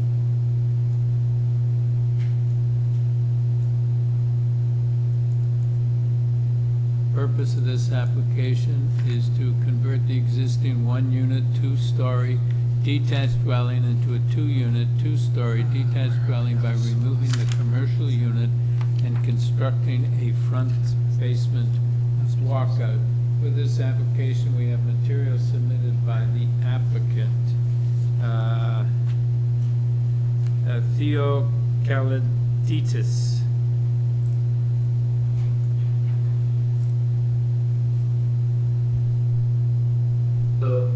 Good afternoon. Good afternoon. Can we have your name and your address, sir? Yes, my name is Theo Kaladitis. My address is 69 Binswood Avenue. Okay. I'm the agent and architect for the client. Right. I don't think, this seems pretty straightforward. I don't think we need a presentation. Do you have anything you want to say to the panel before we go into committee? Just a quick point. If you refer to supporting material that was submitted on September 27th, the landscape plan, sheet A-003, having reviewed the soft landscaping with my client, they're willing to try to max out the soft landscaping as best they can in the front yard. We're willing to kind of increase or add soft landscaping to 14.7% rather than the 0 that's kind of shown in the variance. Okay, so you want to amend that to 14.7%?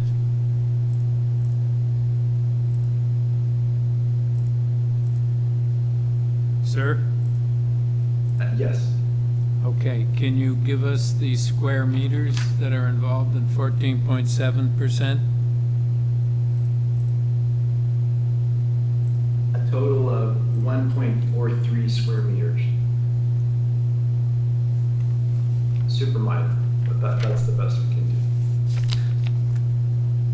do. Okay. So panel, do you have any questions?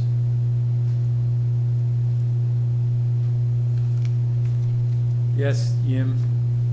I guess we can settle with the 1.42 square meters of soft landscape, like a bathtub is good as perfect. So I move for approval with no conditions, that just with the amended variance number 1. Okay, we have a seconder? Have a seconder? Yes, Joanne. All in favor? You have your approval, sir. Thank you. Number 35, 74 Glencrest Boulevard.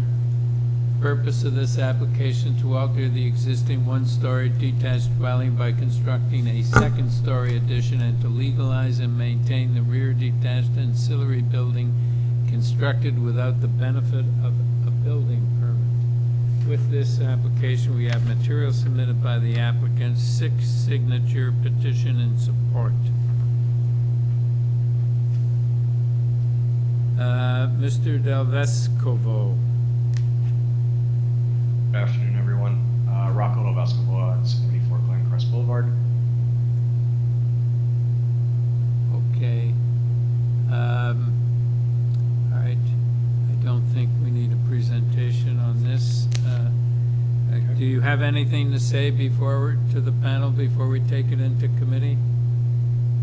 Just simply that we aren't increasing the existing footprint, and we do plan on keeping the aesthetics within the neighborhood. We're a close-knit group, hence the support, and that's it. Okay, thank you. Panel, Larry, you have a question? Yeah, I always sort of go down this rabbit hole when we see an application which is seeking to legalize a structure that wasn't done without building permit. I would just ask the applicant to maybe give us a little bit of a background on what happened here. Yeah, 100%. So the ancillary buildings that are in reference are, of course, the rear garage and then the storage unit next to it. This was existing for 20 plus years, I would imagine. I have been doing the upkeep on these ancillary buildings, and just looking to legalize it so that we can do this second phase of our life, I guess, for my home properly. Sorry, so this was built 20 years ago? Yes, sir. Fine. And it looks large, but it's large because there's kind of two aspects to it? Yes. Okay.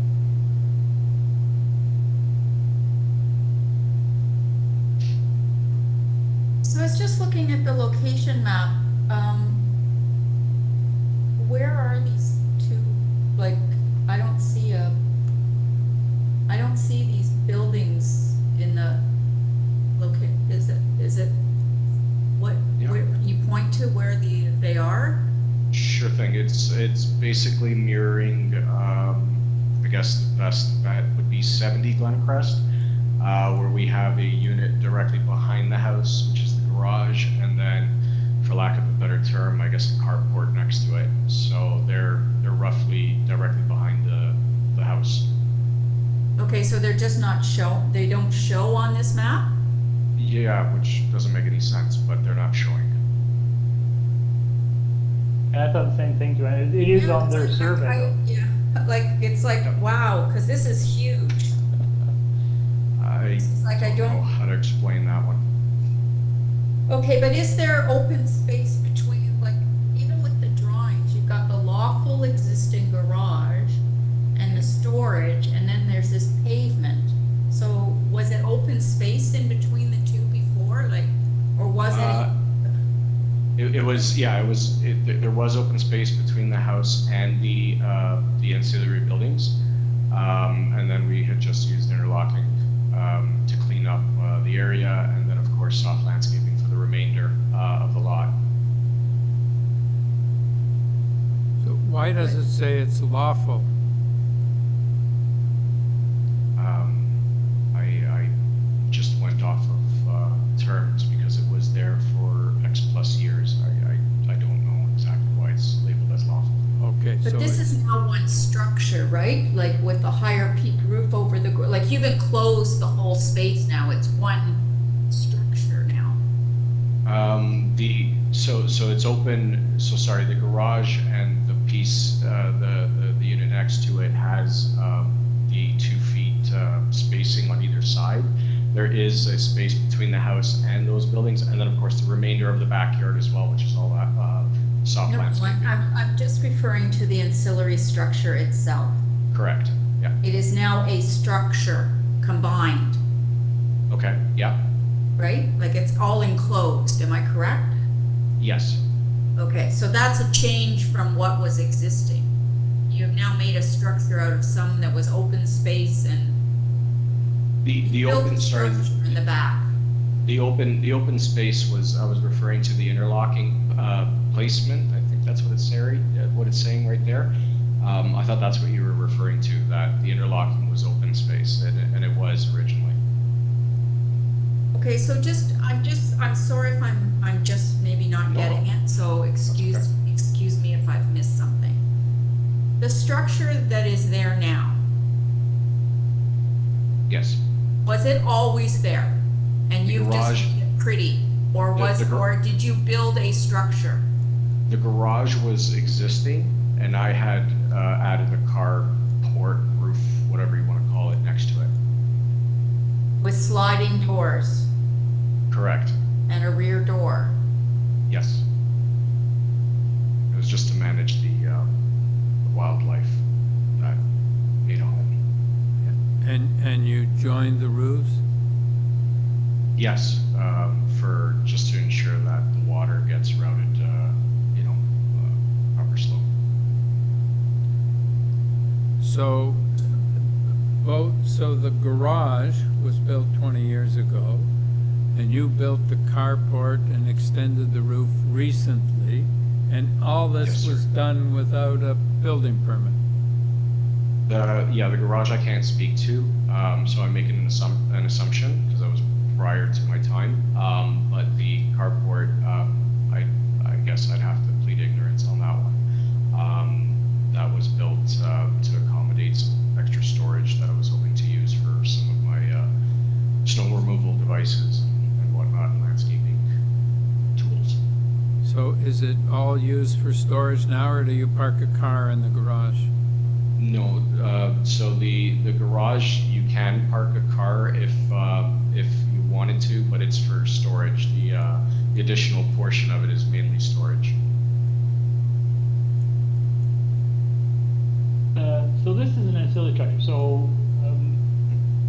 would it pass inspection, like you had to get a building permit, is it to code? Yes, I would assume it is, yeah.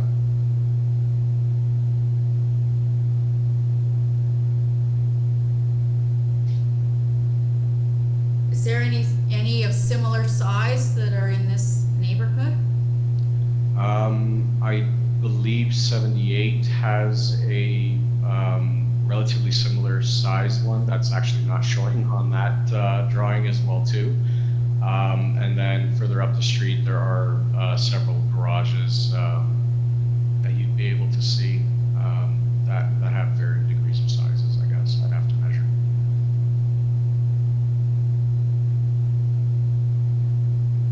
So yeah, closer to the tail end of the street, there are some larger garages as well.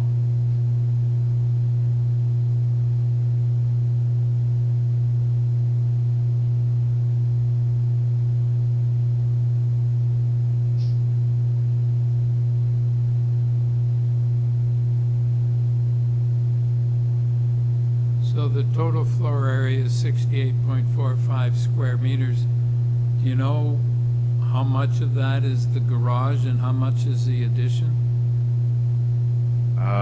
Offhand, I don't. I think the larger amount is the garage.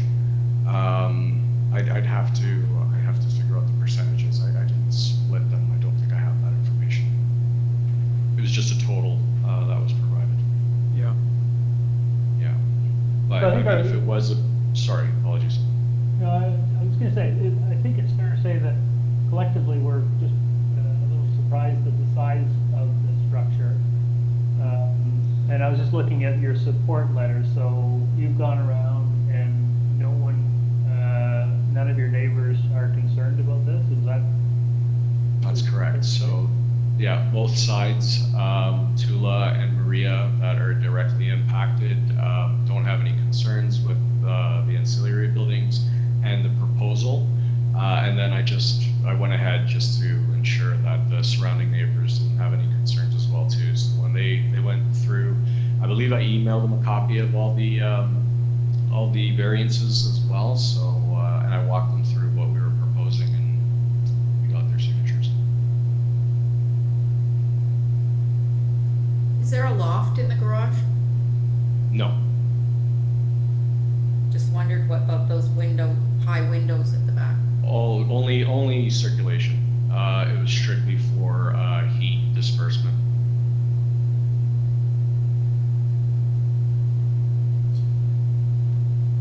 Okay. And what's behind the garage? Soft landscaping and a garden and a hot tub. That's soft landscaping? It looks like it's paved. No. You can, if you want, I can provide photos. That is all soft landscaping. I don't know why it's showing white. That's Yeah, odd. that's what I wondered. Well, I can provide photos. That's not an issue. You haven't been watering your grass like your neighbors, I guess. Could be a problem. But then I'd probably see brown instead of white. But yeah, no, it's all soft landscaping, and then we have all along the fence the large garden as well too, and then trees, as you can see there.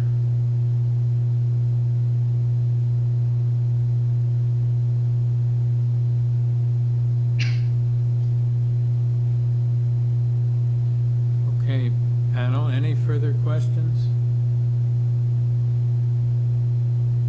Okay, we're in committee. Do we have any comments, or do we have a motion? But my comment is that at the more question we ask, the more question we get, because it's not answered. I do not think the white thing can be green and grass. I'm not too sure what we It's not what it is. I have a feeling, but what can I say? I want to listen to the others. Well, I guess there's no variance, it's not requesting a variance for rear yard landscaping, right? So I'm assuming then that is soft landscaping. And take them as a word that they're. That's what I'm saying. If in the drawing they see soft landscaping, maybe they then don't have a variance. But it's in fact, it's a roof or it was just concrete. But they are not saying it. It's concrete. Then how do we know?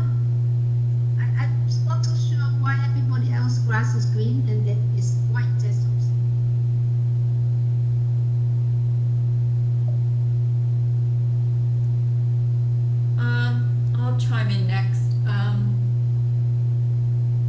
some concerns with the size of this structure. I think it's awfully large in the neighborhood context. I think, you know, we've been told it's not really used to park a car. It's all storage. Whether or not it's used for other amenity space, because with, you know, the sliding doors on both sides and our stores, I'm not sure. I think it's too large in the context.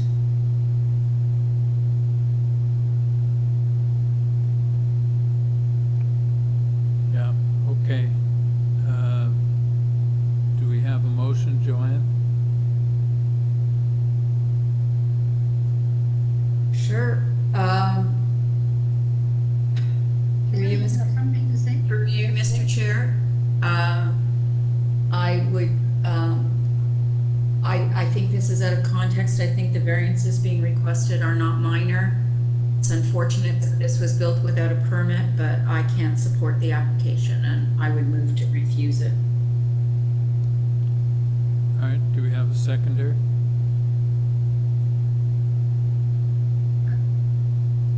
You seconded, Jim? Yeah, I will second it only because I'm not too sure what we are looking at is what it is there. And I think that especially when you also point out that it says lawfully, lawful it's a structure which is not. There's a little bit of discrepancy from reality and what they're presenting to us. I think, but I cannot support. Okay.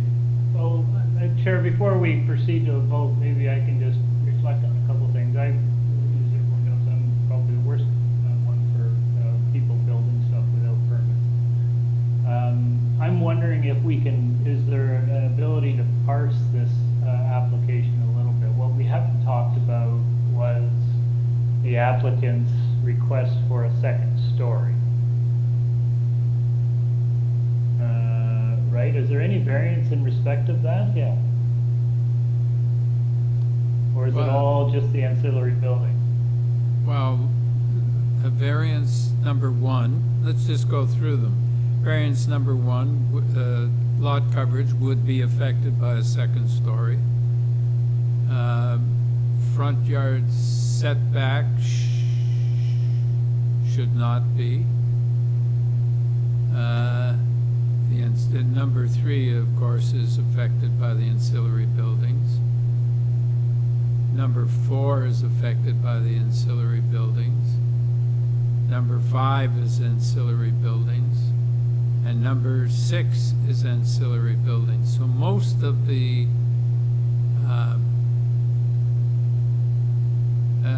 I think everything except variance number two is affected by the ancillary buildings. Yeah, sorry, Larry, to your point, I have no problem with the variances related to the home. And I actually, if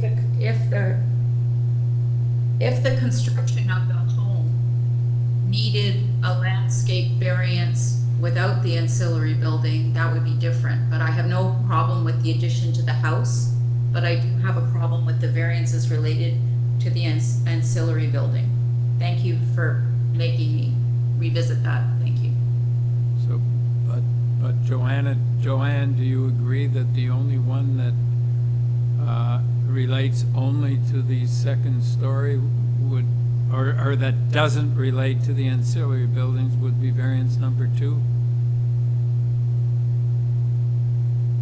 I guess one of the things is I don't know about number six, because I don't know whether or not if the ancillary building, which is with respect to the rear soft landscaping, I don't know whether or not the ancillary building, if it was built to as of right proportions, would still have a deficiency in rear yard landscaping. I don't know what the measurements would be.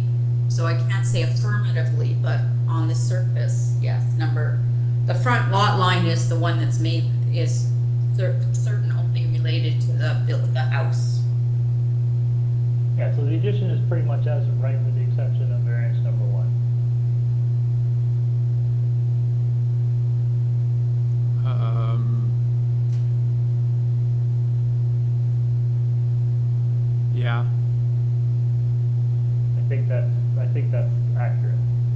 everyone else, all the other ones are affected in some fashion by the legalization of the ancillary building.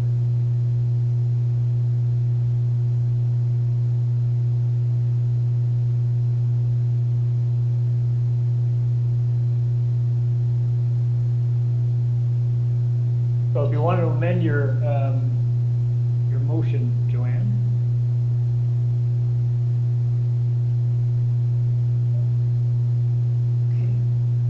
So I just want for clarification here. So is it to allow, do we feel that to allow the house to have this second story, it's variance 1 and 2 that is necessary, or just 2?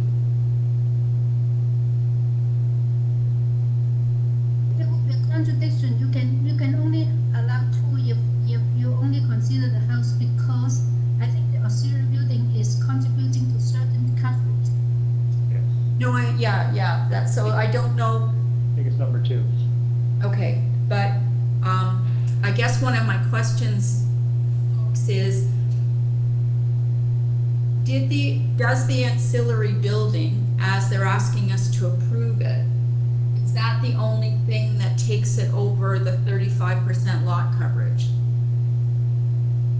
So does adding the second story to the house, is a lot coverage variance not required? So Can I answer that? I think that it's hard to tell because it's not a breakdown that we can see how much percentage that the auxiliary building takes and how much percentage of that main house.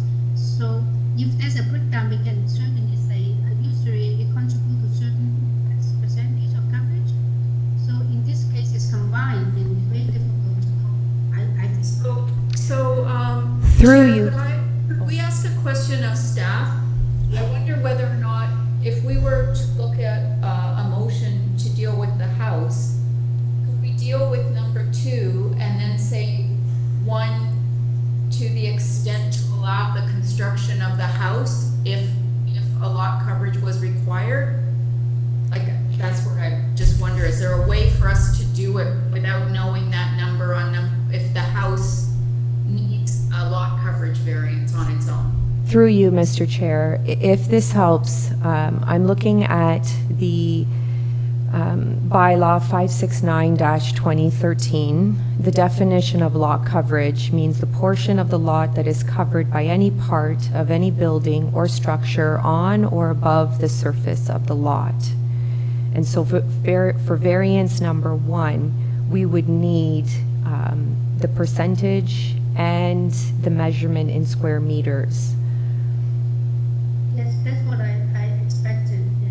Yeah, but I think if we don't deal with 1, if we just deal with 2, which presumably would allow him to build the second story, that if he takes away the ancillary building, then he would be complying with the lot coverage. And we don't have to do anything about it, I don't believe.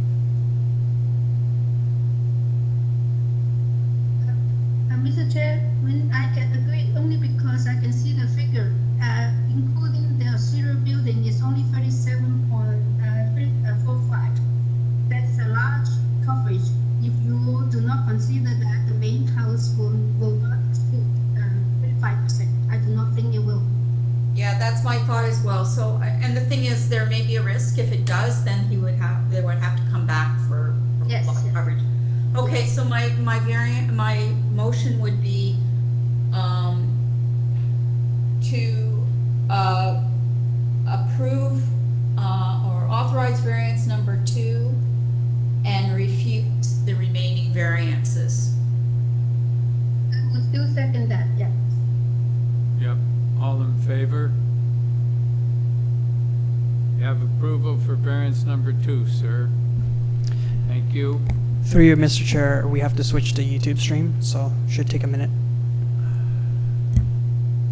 To everyone watching on YouTube, we're going to switch over to PM3.